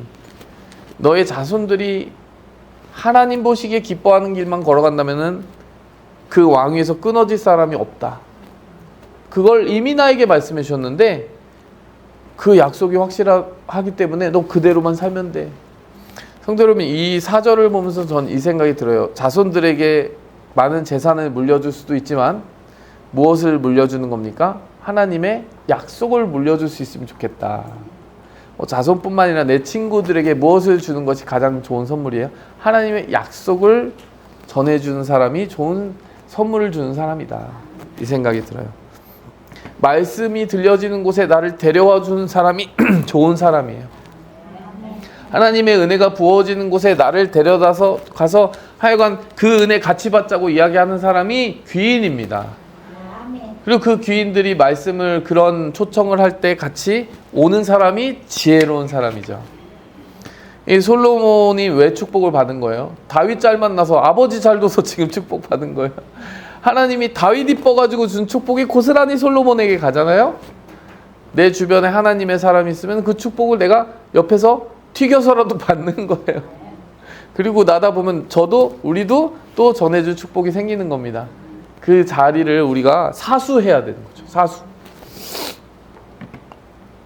그래서 이제 그 다음에 5절부터는 이 솔로몬에게 처단해야 되는 사람들에 대해서 알려줍니다. 요압에 대해서 이야기를 해줘요. 요압이 화평한 시대에 전쟁의 피를 묻혔다. 그가 평안히 죽게 만들어서는 안 된다. 그러면 이거는 단순한 복수를 말하는 것이 아니라요, 곰곰이 생각해 보세요. 이제 솔로몬이 다시 왕권을 확립해야 되는 때가 되는데 요압 같은 악한 인물, 그야말로 왕의 명령을 사사건건 위반하고 자기의 권력을 위해 정적들을 암살하고 심지어는 왕이 같이 조약을 맺으려고 했던 사람도 죽이고 아들도 죽이고 그랬던 사람을 그대로 방치한다면 솔로몬 왕국이 설 수 있겠어요? 그러니까 솔로몬의 왕국이 서지 못하는 건 뭐 둘째치고 하나님의 나라가 설 수가 없죠. 그 악인이 그대로 득세를 한다면 또 세력을 이룬다고 생각해 보세요. 요압이 뭐 수단 방법 안 가리는 사람인데, 그러니까 그 사람의 명맥을 끊어야 된다, 이 얘기를 하는 거죠. 사실 명분은 이미 차고 넘치죠. 반란 세력에 가담을 했잖아요. 그럼 이미 처단을 일찌감치 해도 아무 이유가 아무 문제가 없는 거죠. 그리고 이제 예전에 피신할 때 도와주었던 바르실레 아들들에게 은총을 베풀어라, 이런 이야기가 있고요. 시므이에 대해서 이야기를 해요. 자기가 압살롬의 반란 피해서 도망할 때 시므이가 나를 저주하였는데 내가 다시 돌아올 때 그가 텟에 전화를 했잖아요. 요단에 내려와서 영접함으로 내가 칼로 죽이지는 않는다고 했다. 하지만 그가 무죄한 것은 아니다. 지금 이 부분을 보면서는 어떤 생각이 드세요? 나를 저주했던 시므이를 내가 죽이지는 않았지만 너가 하여간 심판을 어떻게든 해야 한다, 이 얘기잖아요. 이것도 다윗이 옛날에 그 앙금이 그대로 있어가지고 지금 안 갚으면 하는 건가? 이 생각도 들죠? 근데 이것도 곰곰이 맥락을 생각해 보셔야 돼요. 이때 다윗이 도망을 하는 길에서는 그가 저주하였고, 다윗이 돌아오는 길에는 다윗을 영접하면서 제가 잘못했습니다 라고 했는데, 시므이가 혼자 왔었나요? 우리가 지난 시간에 봤는데요, 시므이가 다윗에게 와서 엎드릴 때 베냐민 지파 사람 1000명을 데리고 왔어요. 성도 여러분, 진짜로 사과를 하려는 사람은 어떻게 올까요? 자기 머리 이렇게 다 뒤집어 쓰고 하여간 막 제가 죽을 죄를 졌습니다 이러고 와야 되는데, 자기 동족들 1000명을 데리고 왔다. 이게 무슨 뜻인 것 같으세요? 내 등 뒤에 세력이 있어, 나 죽이면 까불지 마, 뭐 이런 신호도 있는 거예요. 내가 잘못한 거 맞지만은 나 죽이면 후환이 두렵지 않으세요? 나 베냐민 지파에 나 등 뒤에 이렇게 있는 사람들이 있어. 약간 세력을 가지고 있는 건데요, 이런 사람이 위험하죠. 왜냐하면 시므이라고 한 사람은 그러므로 우리가 요약해 볼 수 있어요. 어떤 사람입니까? 경거망동하는 사람이고요, 말을 함부로 하는 사람이고, 게다가 그 말을 아주 다수의 사람들에게 분별 없이 유포할 수 있는 그러한 위험성이 농후한 사람이죠. 그러면 이 솔로몬의 왕국에 도움이 될까요? 안 될까요? 안 되죠. 그 다윗을 저주할 때도 하나님의 뜻과 전혀 무관하게 하나님을 대적하면서 어떻게 보면은 함부로 이야기를 했거든요. 그런 일이 또 벌어지지 말라는 법이 없는 거죠.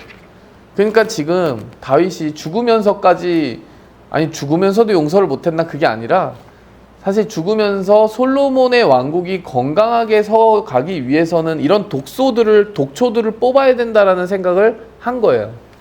그러니까 저 시므이라는 사람은 일단 말이 독한 사람이고, 그 뒤에 그 독한 말을 유포할 수 있는 베냐민 지파의 어떤 세력을 가지고 있는 사람이기 때문에 그를 정치적으로 하여간 살려둬서는 안 된다, 이렇게 이야기를 하는 거죠. 그리고 나서 그런 지침과 함께 다윗이 잠들게 되고요, 솔로몬이 그의 아버지 다윗의 왕이 앉으니 나라가 견고했다, 이렇게 이야기합니다. 자, 이 12절을 딱 보면 어떤 생각이 드십니까? 그러니까 솔로몬이 자기가 스스로 취한 왕위에 앉은 것이라고 이야기하지 않습니다. 다윗의 왕위에 앉았다라고 이야기를 해요. 이 표현을 좀만 거슬러 올라가 보겠습니다. 다윗의 왕위는 누가 주셨습니까? 하나님이 주신 거예요. 그러니까 하나님이 다윗에게 주신 왕위를 솔로몬이 물려받았다. 다시 말하면 솔로몬의 왕위도 아니고 다윗의 왕위도 아니고 하나님이 주신 왕이다, 이야기를 하는 거예요. 그러니 이 왕들은 항상 겸손히 이 나라는 하나님이 다스려 주세요라고 엎드려야만 된다는 것을 이야기하고 있는 거고요. 그럴 때에 그의 나라가 견고한 것이죠. 이 왕위가 자기의 왕위가 되어버리고 인간의 왕위가 되어버리면 망하는 길이죠. 우리의 인생도 마찬가지입니다. 우리 인생의 주인의 왕좌에 우리가 앉는 것이 아니라 하나님이 앉으시옵소서, 이렇게 나아가야 된다는 거예요. 자, 그리고 나서 어떤 일이 벌어지냐면요, 그 다윗이 지침을 주었던 아도니아와 요압과 누구죠? 마지막에 저주하였던 시므이, 이 사람들이 어떻게 처단되는지에 대한 이야기가 있어요. 그 일화 중에 하나는 이제 이겁니다. 밧세바가 갑자기 와서 하는 말이 뭐냐면은, 밧세바가 솔로몬에게 와서 한 가지 소원을 들어달라고 하는 거예요. 무슨 소원이냐면은, 밧세바가 이야기하는 게 아니네요. 밧세바에게 누군가가 와서 소원을 지금 청하고 있습니다. 어떤 소원을 청하냐면은, 수넴 여자 아비삭을 주어 아내를 삼게 하소서, 이런 요청을 한 사람이 있었는데요. 누구냐면요, 자, 누굽니까? 아도니아가 밧세바에게 와서 그런 요청을 했어요. 자, 다시 설명을 해드리면요, 그 아비삭이 누굽니까? 다윗이 나이가 많아서 이제 손발이 차고 그렇기 때문에 그 곁에 한 여인을 좀 붙여주면 좋겠다 싶어가지고 신하들이 간택을 해가지고 불러가지고 붙여준 사람 아니에요. 물론 뭐 잠자리는 가지지 않았다라고 하지만은 그래도 그렇게 될 수 있는 상태로 이렇게 붙여준 거니까 거의 후궁이나 다름이 없죠. 선왕의 후궁이고 자기 아버지의 후궁이었는데 아버지가 지금 돌아가신 지 얼마 되지도 않았는데 그 후궁을 아들인 아도니아가 자기 아내로 삼고 싶대요. 우리가 여기서 무엇을 생각해야 됩니까? 이뻤나? 뭐 이뻤다고 했잖아요 아까. 그래서 그랬나? 뭐 그런 생각이 들지만 그게 답이 아니죠. 그건 제가 웃자고 한 얘기고 진짜 이 아도니아는 참 인품이 되지 않았구나. 이 사람이 그전에도 아버지의 그 왕위를 이렇게 찬탈하려고 그러니까 이렇게 넘볼 때에 선이 없는 사람이었고 근데 지금도 이렇게 어떻게 그런 생각을 할 수 있지? 이런 의문이 들게끔 하는 거예요. 그랬더니 솔로몬 왕에게 어떻게 하냐면요. 이 밧세바가 그대로 가서 전달합니다. 좋다. 내가 너를 위하여 왕께 말하리라. 밧세바가 지금 왜 이 말을 전달하려고 하겠어요? 솔로몬 왕이 가만히 있겠냐? 너 가서 좀 혼나봐라. 이런 뜻도 있겠죠. 뭐 어떻게 될지 모르겠지만 솔로몬의 판단을 한번 들어보자. 이런 생각으로 하여간 그 말도 안 되는 말을 갖다 전달합니다. 밧세바가 아도니아를 위하여 말하는 그런 이야기예요. 내가 한 가지 일로 왕께 구하오니 청을 거절하지 마옵소서. 어머니여 구하옵소서. 저에게 다 청하시옵소서. 이렇게 얘기하는 거예요. 그랬더니 수넴 여자 아비삭을 아도니아에게 주어 아내를 삼게 하는 것이 어떻겠습니까? 이랬더니 솔로몬 왕이 아주 극렬히 화를 내는 거예요. 아, 그는 내 형인데 차라리 왕권도 달라고 하지 그러십니까? 솔로몬이 그 얘기를 이게 그냥 뼈가 있는 말이죠. 왜냐면은 그 당시에는 왕위가 계승되는 명분 속에 세속 왕국에 한해서 뭐 표현으로 따지자면은 선왕의 아내를 취한다는 것은 자기가 왕권을 이어받을 명분이 있다라고 선언하는 것과 비슷한 효과가 있었어요. 그러니까 우리가 압살롬 반란 때도 마찬가지죠. 다윗이 그 궁전에 남겨두고 간 후궁 10명을 옥상에서 백성들이 보는 앞에서 백주 대낮에 이렇게 동침해 버리잖아요. 그것은 내가 이 왕국에 대한 명분이 있다라는 것을 천명하는 행위였어요. 아주 정말 지극히 육적인 방법이지만 그 당시 세상 나라에서나 이루어지는 그런 방법이죠. 정복군주가 그 전에 있던 왕의 뭐 아내를 취한다든지 그렇게 하는 아주 더러운 방법이죠. 근데 지금 이 수넴 여자 아비삭을 자기가 혼인해서 아내로 삼고 싶다라고 하는 이야기가 그냥 단순히 그 이야기로 끝나지 않는다라는 거죠. 그러니까 이 사람이 지금 아도니아가 넘봐선 안 될 것을 넘보고 아직도 권력을 포기하지 못한 그 흑막을 가지고 있을 수 있다라는 생각도 솔로몬이 하기 때문에 이 이야기를 하게 된 거예요. 아, 차라리 왕권도 넘기지 그러십니까? 아니 뭐 아비삭만 줄 게 아니라 이 나라 다 그냥 통째로 바치십시오. 이렇게 얘기하는 거죠. 그뿐 아니라 제사장 아비아달과 요압을 위하여서도 구하옵소서. 솔로몬에게 딱 그 지도가 그려져 있죠. 벌써 이쪽 뒤에는 누가 있다? 아직도 요압이 있고 아비아달이 있구나. 저들이 계속 계략을 세우고 있는 것 같다라는 생각을 이미 판단하고 있습니다. 그러면서 뭐라고 하냐면요. 아도니아가 이런 말을 했으니 그가 생명을 잃지 않으면 하나님이 내게 벌을 내리셔야 된다. 그러니까 이건 맹세하는 거죠. 아도니아는 오늘 죽임을 당할 것입니다. 해서 바로 분하야 자기 군대 장관을 보내서 아도니아를 죽이게 돼요. 왜냐하면 이 말은 정말 국가의 그 국기를 흔들고 문란하게 하는 참담한 말이었기 때문에 이 명분이 생긴 거죠. 그러니까 다윗은 유언을 하긴 했지만 솔로몬이 기다리다가 보니 아도니아가 스스로 실책을 하고 스스로 명분을 제공해서 이렇게 처단을 당하게 되는 거예요. 솔로몬은 아버지가 유언을 했지만 먼저 움직이지 않습니다. 하나님이 알아서 그 상황을 만들어 주실 것을 기다리면서 하나하나 처리해가는 지혜로운 왕인 거죠. 자, 그리고 아비아달에게는 어떤 지침을 내리느냐. 이 제사장 아비아달에게는 귀양살이를 보냅니다. 너 아나돗으로 가라. 너는 사실은 마땅히 죽어야 하지만은 다윗 왕 우리 아버지가 힘들 때에 언약궤를 메고 모든 환난을 같이 받았기 때문에 너를 죽이지는 않을 것이다. 그냥 제사장의 직분에서 삭탈관직한다. 예, 파면한다. 이렇게 했습니다. 그래서 제가 말씀드린 대로 엘리의 집에 대한 모든 하나님의 예언이 성취되었어요. 자, 이 소문을 딱 듣는데 어떻게 됩니까? 요압이 이 소식을 들었어요. 자, 어떤 소식을 들은 겁니까? 첫째, 아도니아가 처단당했다. 그리고 제사장 아비아달은 귀양 추방당했다. 파면 추방당했다. 그럼 이제 누굽니까? 아, 다음은 나구나. 다음은 나구나 이 생각이 든 거예요. 벌써 그 전에 계속 뭔가 모의를 했기 때문에 요압도 이제 죄 지은 사람이 지금 찔리는 거죠. 자, 그래서 가서 또 이 사람 또 어떻게 합니까? 또 이 사람도 가서 제단뿔을 잡았어요. 가서 제단뿔 잡는 거 아까 누가 있었죠? 아도니아가 했었거든요. 아도니아가 했는데 이번엔 요압 차례네요. 요압도 가서 자비를 구하기 위해서 나 이것만 붙잡으면 어쨌든 안 죽이는 거 아니야. 가서 딱 잡았어요. 근데 살았을까요? 죽었을까요? 죽어야지. 죽었습니다. 근데 왜 그 사람은 왜 살고 이 사람은 죽었을까요? 이유가 있습니다. 이유가. 그 제단뿔에 대한 이유가 있어요.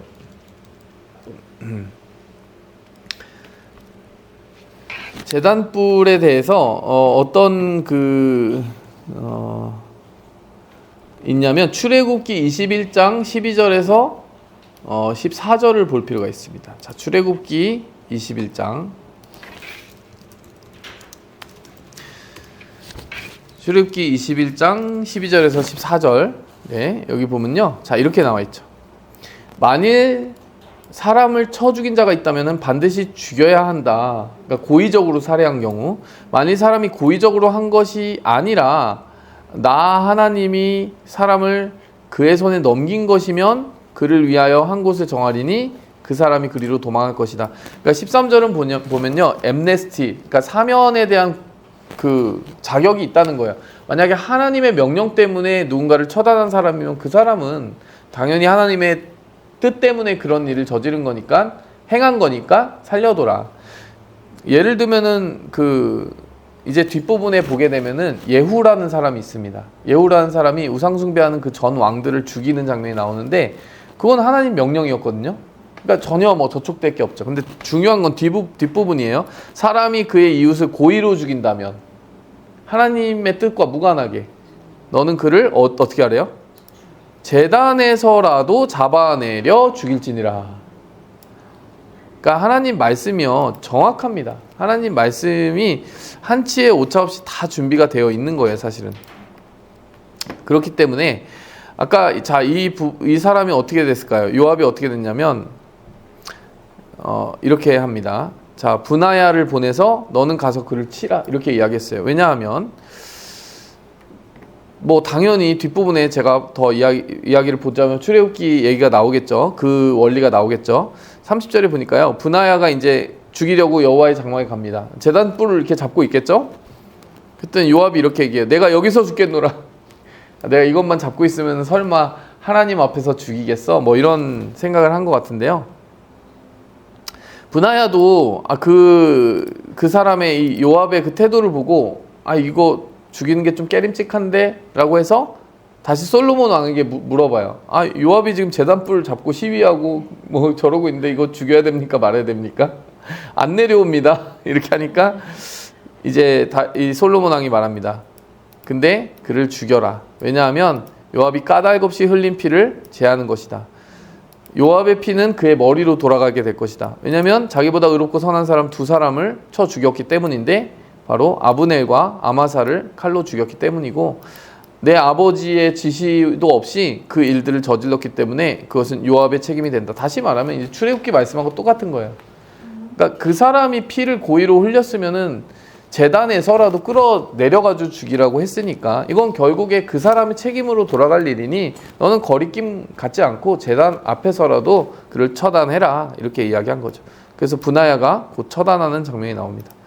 자, 그래서 이제 35절에 보니까 브나야가 요압 대신 장관이 되고 또 제사장 사독이 아비아달 대신 공식적인 제사장의 직무를 담당하게 되는 거죠. 자, 마지막으로 시므이 남았죠. 시므이가 어떻게 처단을 당했을까? 시므이에게 한 가지 그 명령을 내립니다. 예루살렘에서 너를 위하여 집을 짓고 거기서 살고 어디든 나가지 마라. 그러니까 이 사람에게 어떤 명령을 내렸습니까, 지금? 예루살렘 시 바깥으로는 너 통행하지 마. 이걸 명령을 내린 거예요. 자, 우리가 이야기가 다 짐작이 되잖아요. 이 명령을 시므이가 지켰을까요? 안 지켰을까요? 네, 안 지키고 어겨서 죽임당했다. 이 이야기로 가지 않겠어요? 근데 곰곰이 생각해보면 솔로몬이 이 사람을 어떻게 보면 걸려 넘어지게 하는 규칙 중에 왜 예루살렘에 이렇게 머무르라고 했을까요? 아까 그 이야기하고 좀 연관이 있는 것 같아요. 이 사람이 다윗에게 이제 막 100번 용서해야 되고 사죄해야 되는 그때 베냐민 지파 사람 1000명을 데리고 가서 거기서 위세를 드러내면서 내심 다윗에게 시위를 했다라고 했잖아요. 저 사람 등 뒤에 누가 있다는 거예요? 베냐민 지파가 있잖아요. 예루살렘은 유다 지파에 있습니다. 그것도 왕의 그 보는 눈 안에 있는 거예요. 그러니까 솔로몬이 지금 이 시므이가 걸려 넘어져서 이 명령을 어기게 될 거라고 그것까지 생각을 해가지고 했을 수도 있지만 사실은 이 시므이의 문제가 무엇인지 본질을 파악한 거예요. 이 시므이도 문제지만 이 시므이 뒤에 있는 세력이 문제구나. 그러니까 그 세력과 어떻게 돼요? 단절을 시켜놔야 되겠다. 그런 의도로 예루살렘에 거주하도록 그 거주지를 제한시켜 놓은 거죠. 근데 사실은 은혜이기도 한 거 아니에요. 예루살렘은 좋은 도시잖아요. 또 하나님의 그 수도잖아요. 그 명령 따르는 게 사실 어렵습니까? 사실 그 명령 지키면 되는데 문제가 생겼어요. 자, 솔로몬이 어떤 지침을 줬냐면 너 기드론 시내를 건너는 날에는 죽임을 당한다. 기드론 시내는 예루살렘의 경계가 되는 시내입니다. 시므이가 뭐라고 했냐면요. 아유, 이 말씀 좋습니다. 저 그렇게 하겠습니다. 날이 오래도록 예루살렘에 머무니라. 예루살렘 한 도시에 머물며 사는 게 뭐 그렇게 어려운 일이겠어요? 그러니까 날이 오래도록 문제가 없었습니다. 근데 한 3년이 지났을 때에 시므이의 두 종이 갑자기 탈주를 해버려요. 도망가 버립니다. 그리고 가드 왕 아기스에게 도망하여 갔다. 다윗 왕이 한때 자기의 그 목숨을 위탁했던 그 가드 왕, 블레셋 왕 아기스와 동일 인물인지는 모르겠지만 당시에 이름이 같은 다른 왕도 있었기 때문에 하여간 블레셋으로 도망간 거예요. 성도 여러분, 이 두 종이 좀 영리한 것 같아요. 시므이가 어차피 예루살렘 밖으로 못 나가는 거 알고 그냥 밖으로 도망가 버리면 우리 못 잡겠다 이 생각을 했을 수도 있습니다. 시므이가 어떻게 하느냐면 그 종을 찾으려고 어떻게 합니까? 거의 블레셋까지 가버렸어요. 성도 여러분, 이 시므이라는 사람이 지혜가 이렇게 없는 거예요. 사실은. 왜 그럴까요? 만약에 종에 문제가 생겼어요. 종을 찾고 싶어요. 그럼 어떻게 해야 될까요? 사실은. 문제를 해결하고 싶으면 사람을 보내든가 아니면은 그 문제가 고민이 되면 솔로몬에게 허락을 구하든가. 솔로몬 왕이시여, 제가 그 명령 때문에 내가 이거 어떻게 해결을 못 하는데 이거를 왕이 좀 해결해 주시겠습니까? 아니면 저에게 지침을 주세요. 건너가도 잠깐 좋게끔 통행권을 주시든지 아니면 하여간 그런 질문을 했어야 되죠. 왜냐하면 왕의 명령이 이미 떨어졌는데. 근데 어떻게 해야 되는 거예요? 왕의 명령을 아예 그냥 무시해 버렸어요. 그랬기 때문에 이 소식을 알고 솔로몬이 내가 이미 그런 명령을 어기면 죽는다고 하지 않았느냐. 왜 하나님께 맹세를 해놓고 그것을 어기느냐. 이러면서 그것은 결국 궁극적으로 네가 내 아버지에게 행했던 그 저주하는 말들이 다 돌아가는 것이니 너는 합당한 심판을 받는 줄 알라 하고 결국 처형을 당하는 거죠. 그리고 솔로몬이 이렇게 견고하게 왕국을 이렇게 세우는 장면이 2장으로 마무리가 되는 거죠. 이제 3장에 조금 더 분량을 보게 되겠는데요. 3장부터는 좋은 일이 벌어지기 시작하지만 약간 좋지 않은 씨앗도 뿌려지는 일들이 있습니다. 3장부터 쭉 가서 솔로몬이 성전을 건축하는 지점까지 갈 때는 굉장히 좋은 일이 많이 일어나는 것 같은데요. 성도 여러분, 좋은 일과 안 좋은 일에 대한 씨앗이 항상 같이 뿌려질 수 있다는 거 아세요? 다윗도 마찬가지예요. 다윗 왕국이 진짜 안정되었을 때 그냥 군사들만 전쟁터에 보내도 다 자기들이 알아서 잘할 때 어떤 일이 벌어졌죠? 자기가 전쟁터에 안 가도 되니까 그건 좋은데 옥상에서 혼자 낮잠 자다가 저녁에 늦게 일어나가지고 옥상에서 이렇게 걸어다니다가 저게 누구야? 예, 바세바 목욕하는 거 보고 간음하고 그 죄를 덮으려고 살인교사 저지르고 그 하나님의 징계로 아들들이 탈선하고 반란 일으키고 그 여생이 너무나 힘들어진 일들이 있었잖아요. 그러니까 좋은 일인데 좋은 일 속에 안 좋은 탈선의 씨앗이 뿌려질 때가 있는 거죠. 우리는 화평한 때가 오면은 좋을 거라고 생각하는데요. 오히려 우리 영혼을 지키는데 가장 위태로울 수도 있습니다. 내가 뭘 해도 누구도 뭐라 할 사람이 없고 내가 뭘 해도 할 수 있는 힘이 있다라고 생각할 때는 사람이 그것 때문에 잘못될 수 있어요. 그런데 바짝 긴장해서 살지 않으면 안 된다라고 생각할 때는요, 사실 사람이 쪼들리고 계속 긴장하는 게 좀 힘들긴 하지만 궁극적으로 영혼은 잘 될 수도 있죠. 그래서 다윗도 그런 길을 걸어가는데 솔로몬도 조금 이제 지금 뭔가 이상한 일을 합니다. 애굽의 왕 바로와 더불어 혼인관계, 사돈관계를 맺어서 이 파라오의 딸을 공주를 데리고 와서 결혼을 해버렸네요. 근데 이 이집트라고 하는 나라의 정체성은 어떻게 되는 거예요? 사실 이집트는 절대로 다시 상종할 수가 없죠. 그렇죠. 태양신을 섬기고 그 나라가 우상으로 가득 찬 나라고 하필 아내를 왜 여기서 데려왔을까 이런 생각이 들죠. 이게 이제 작은 시작에 불과하죠. 다윗 성에 데려다 두고 자기의 왕궁과 여호와의 성전과 예루살렘 주의 성의 공사가 끝나기를 기다리니라. 다윗 성에 데려다 두고 이렇게 같이 이 공주를 위한 또 처소까지 다 마련해주고 이렇게 하는 그런 모습을 보여준다라는 건데요. 자, 그래도 참 좋은 일은 솔로몬이 하나님을 사랑하고 하나님의 법도를 이렇게 행하는 장면이 있었다는 거예요. 그런데도 불구하고 문제는 또 뭐냐면은 그 당시에 산당에서 제사하고 분향을 했다. 자, 이런 말이 나옵니다.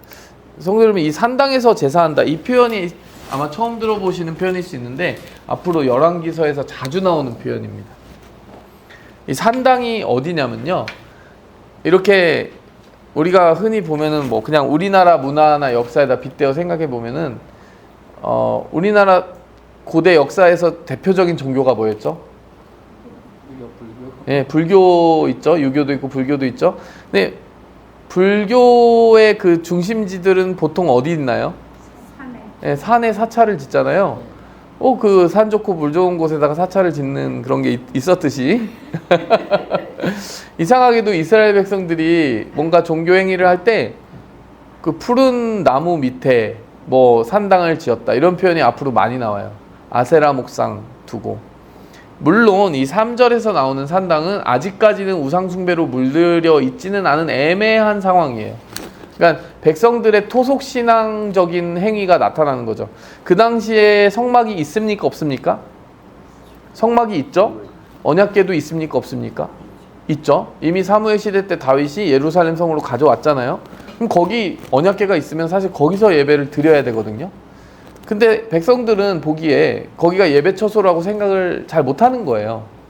아직 언약궤만 있고 장막도 있는데 이스라엘 백성들 인구를 생각해 봤을 때 뭐 예배 드릴 때마다 거기 간다라는 게 생각이 안 된 거죠. 아직 성전이 없기 때문에. 그러니까 이 사람들이 예배를 드릴 때 우리 거기까지 가서 예배 드릴 거 없고 우리 집 근처에다가 그냥 산 좋은 곳 저 나무 밑에다가 하여간 뭐 놓고 하여간 예배 드려보자. 그것도 예배로 받으시지 않겠는가. 이런 생각을 하고 자기들의 예배 장소 처소를 만든 곳이 산당입니다. 그러니까 소위 교회가 있으면 기도원이 있듯이 약간 이게 평행관계가 될지 모르겠지만은 정확히 같은 건 아니지만 약간 그런 개념인 거죠. 그곳에서 자기의 개인 신앙을 추구해 보겠다라고 하는 의도에서 만든 곳이 바로 이 산당이죠. 근데 나중에 가서는 이제 역사가 진행되면 이 산당이 결국에는 우상으로 물들어 버려 가지고요. 우상 숭배한다 하면 아직도 백성들이 산당에서 제사했다. 이 표현이 계속 나와요. 이게 무슨 뉘앙스가 있냐면요, 아직도 우상 숭배를 버리지 못했다는 뜻이에요. 지금은 그것까지는 아니어도 어쨌든 이 산당에 대한 제도가 결코 긍정적인 결과로 이어지지 않는다는 거를 이야기하려고 하는 겁니다.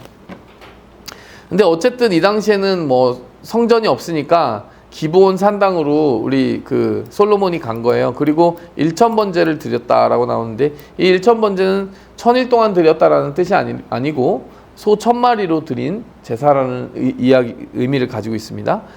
근데 거기서 이제 밤에 기도하고 솔로몬의 꿈에 하나님이 나타나셨는데 하나님이 이런 질문을 하셨습니다. 너에게 무엇을 줄고 너는 나에게 구해라. 성도 여러분, 이 질문 한번 던져볼까요? 성도 여러분이 이런 질문을 받는다.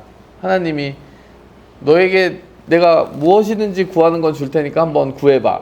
그럼 뭘 달라고 하시고 싶으세요?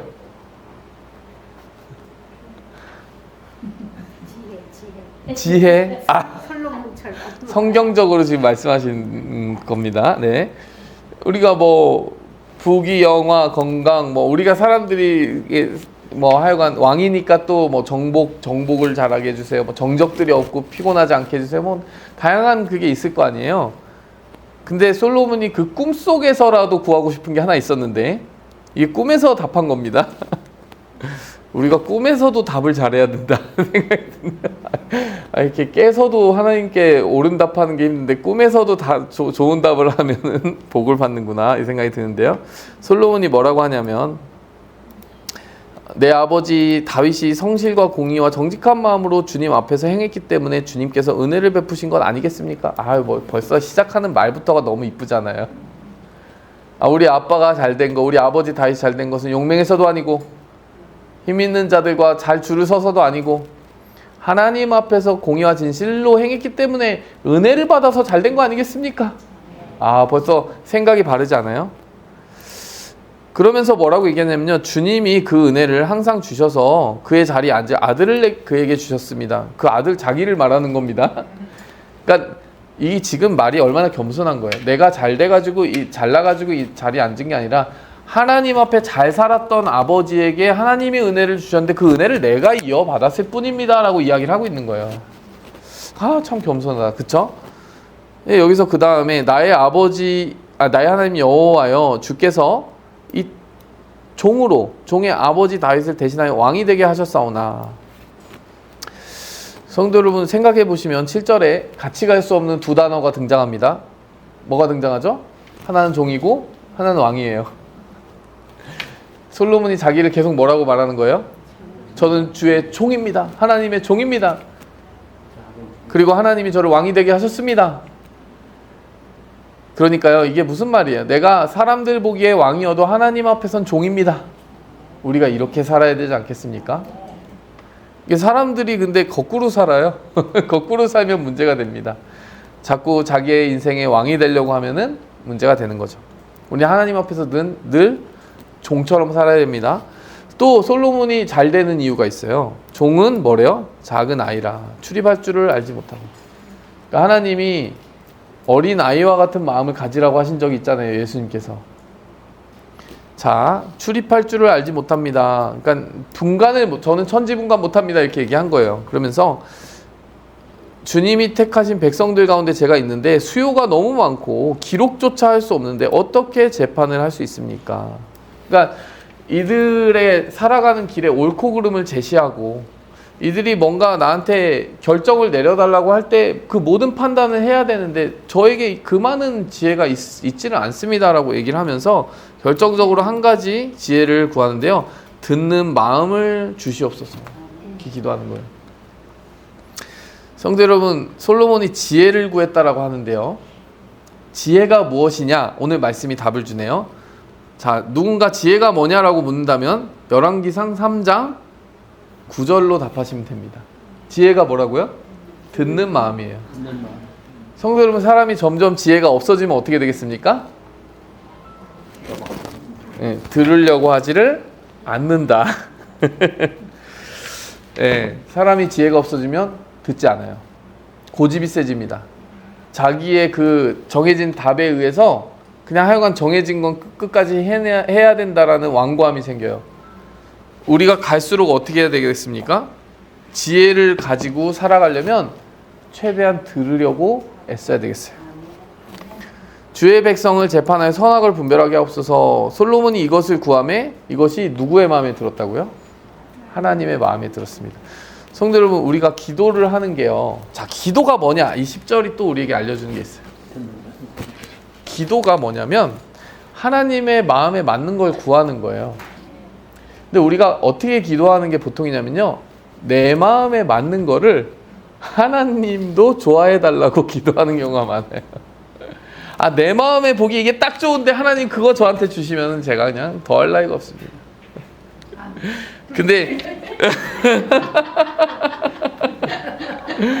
근데 진짜 기도는 뭐다라는 거예요? 진짜 기도는 하나님 마음에 드는 게 내 마음에도 들어와서 내 마음이 그 하나님 마음으로 채워지게 하옵소서. 이렇게 기도해야지 진짜 잘하는 기도라는 거죠. 때로 내가 좋다고 생각해서 구하는 게 하나님 마음하고 안 맞을 수도 있잖아요. 물론 그게 다 맞는 경우가 있지만 안 맞을 때도 있잖아요.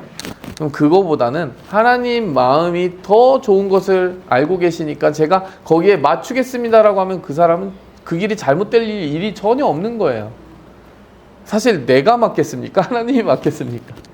하나님이 맞는데 우리가 자꾸 내가 맞다고 고집을 피우면 그 기도 응답을 받는 게 내 뜻대로 받는 기도 응답은 복이 아니라 화다.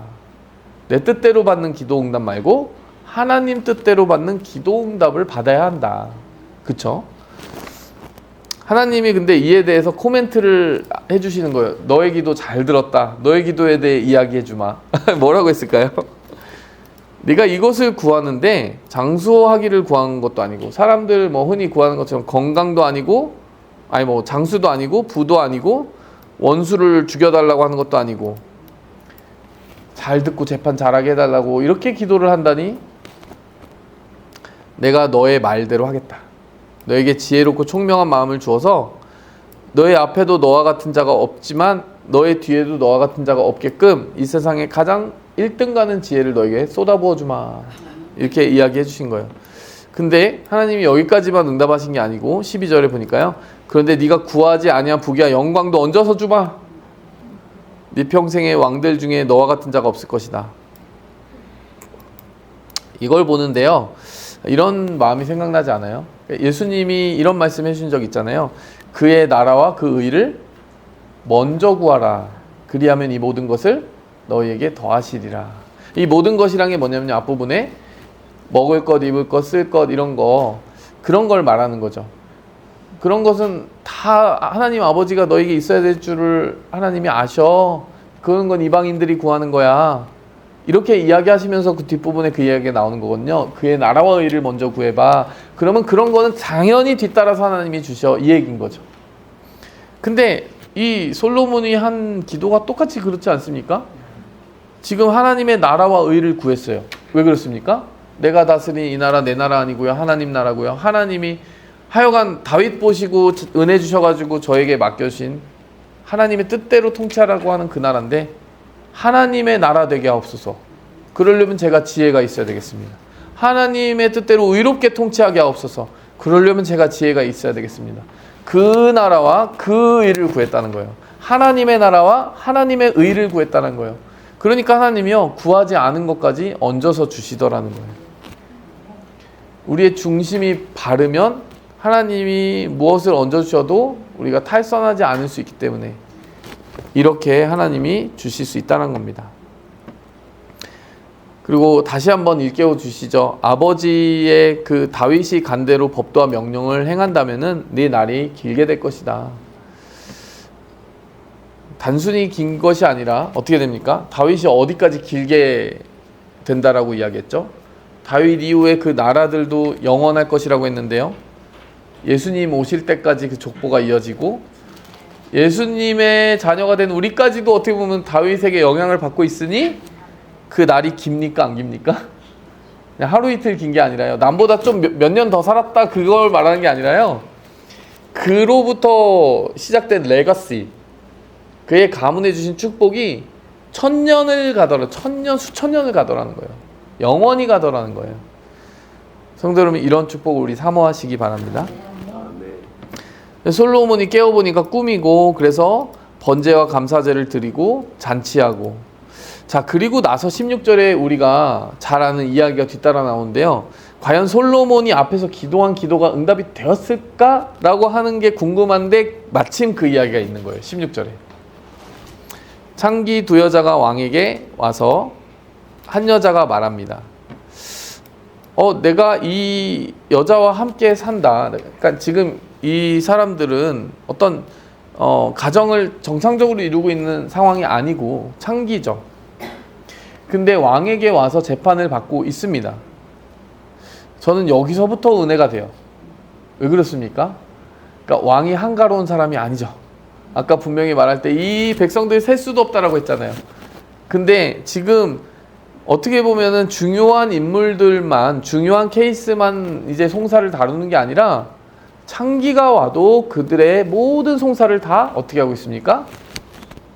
듣고 있어요. 아까 무슨 마음 달라고 그랬죠? 듣는 마음 달라고 그랬잖아요. 솔로몬이 정말 듣더라는 거예요. 지위 고하를 막론하고 듣더라는 거예요. 어린아이에게도 듣더라는 거예요. 높은 자에게도 듣고 나이 많은 자에게도 듣고 모든 사람을 들을 수 있더라는 거예요. 정말 이렇게 듣는 마음, 너무나 귀한 마음이죠. 그래서 이 여인들을 멸시하거나 너희가 뭐 나에게 올 자격이 없어 이렇게 하는 게 아니고 너희 이야기라도 듣겠다 이러면서요 지금 귀를 기울이는데요. 자초지종을 들어보니까 그래요.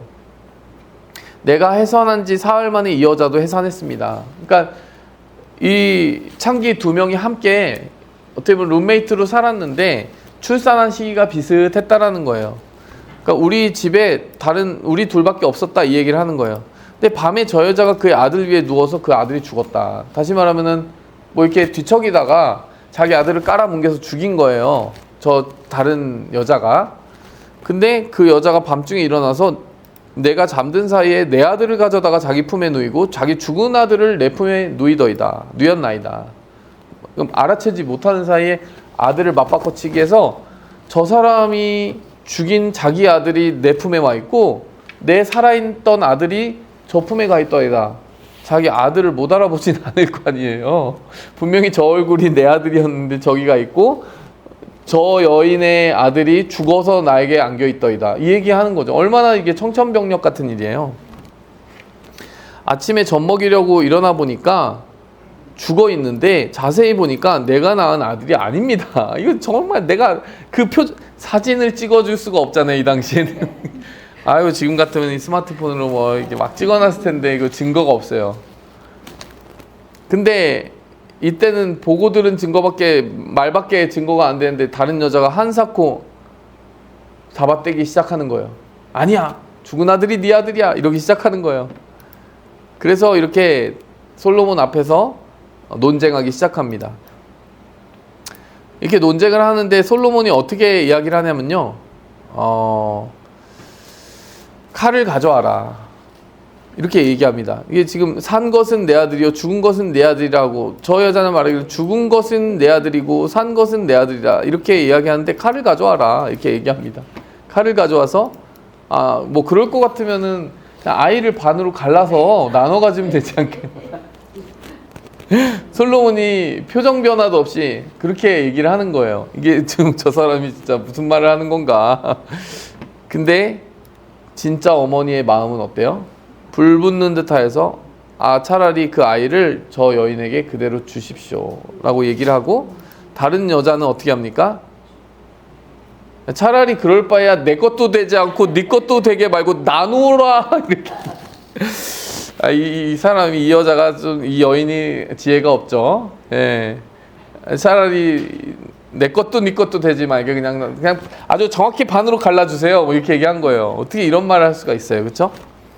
그랬더니 솔로몬이 딱 듣고 이 살아있는 아이를 살려달라고 차라리 내가 양육권을 내가 아니다라고 얘기한 저 여인에게 주어라.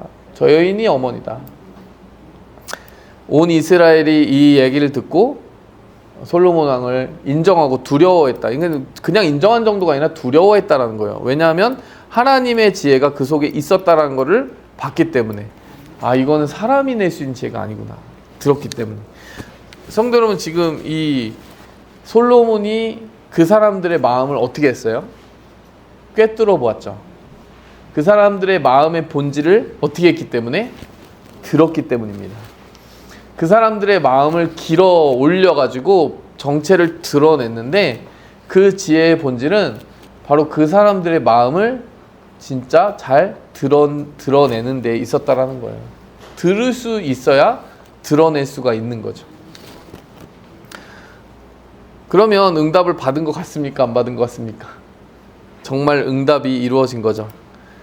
우리가 이제 4장부터는 또 다음 시간에 더 다루겠는데요. 4장부터는 이제 왕권이 어떻게 안정이 되었느냐, 그리고 얼마나 솔로몬이 지혜로웠고 많은 사람들이 이렇게 몰려왔느냐, 이게 4장의 내용이고요. 그 다음부터 중요한 내용들은 5장에는 이제 성전 건축에 대한 이야기가 나옵니다.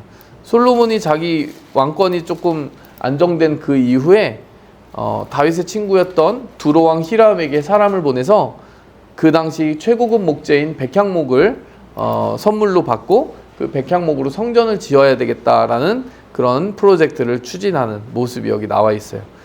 그래서 이제 우리가 보면은 지금 오늘 본문까지도 참 분위기가 좋고요.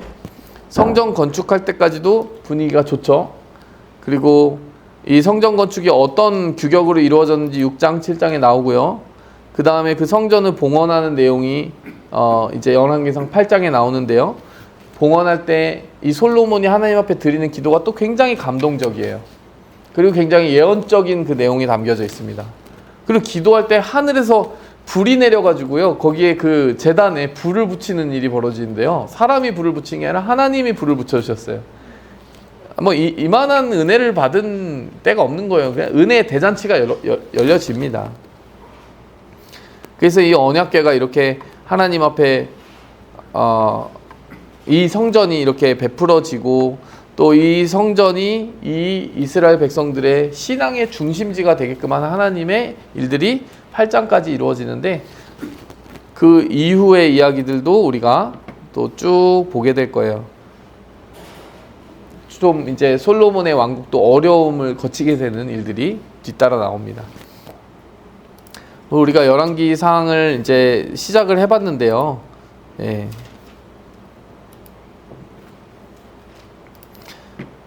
우리가 이미 아는 이야기겠지만은 내용적인 그 정보적인 부분만 간단히 마무리를 하겠습니다. 열왕기라고 하는 게 10명의 왕에 대한 기록일까요? 아닙니다. 여기서 열자는 이 한자어로 도열하다 할 때 열자예요. 도열이 뭡니까? 순서대로 이렇게 배열되다, 배열할 때도 열자가 쓰이고 도열하다 할 때 열자가 쓰이고 열 맞춰가 할 때 그 열이죠. 그러니까 연달아서 왕들이 왕의 왕이 태어나고 왕의 왕이 태어난 그 연달아 태어난 왕들의 이야기다 해서 열왕기인 겁니다.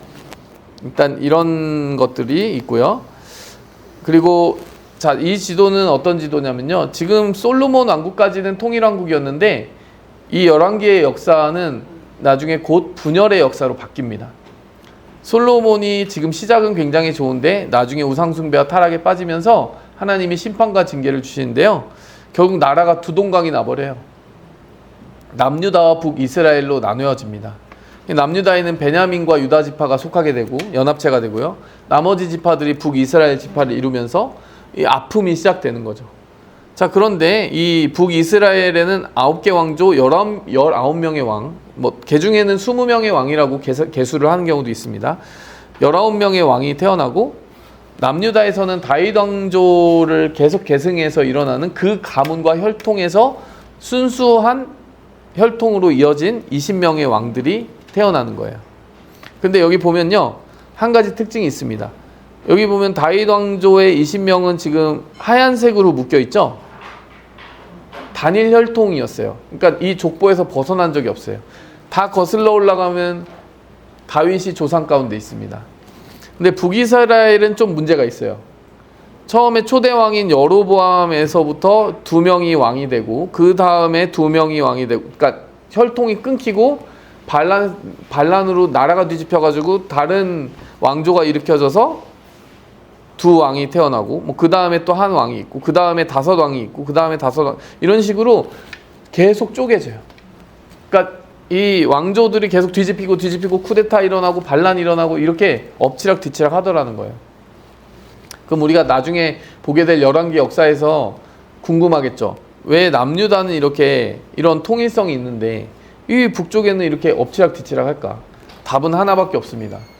그러니까 그래도 남유다는 가끔 우상숭배에 빠졌을지언정 이 남유다 지경 안에 솔로몬이 세운 성전이 있기 때문에 탈선은 아주 심하게는 안 하고 또 탈선하고 다시 돌아오기도 해요. 물론 이제 마지막 왕국 멸망할 때쯤에는 뭐 다 같이 우상숭배에 빠진 건 일반이지만 그래도 선한 왕들, 하나님을 섬긴 제대로 된 왕들이 있었기 때문에 이 왕조의 순수성이 유지가 됐어요.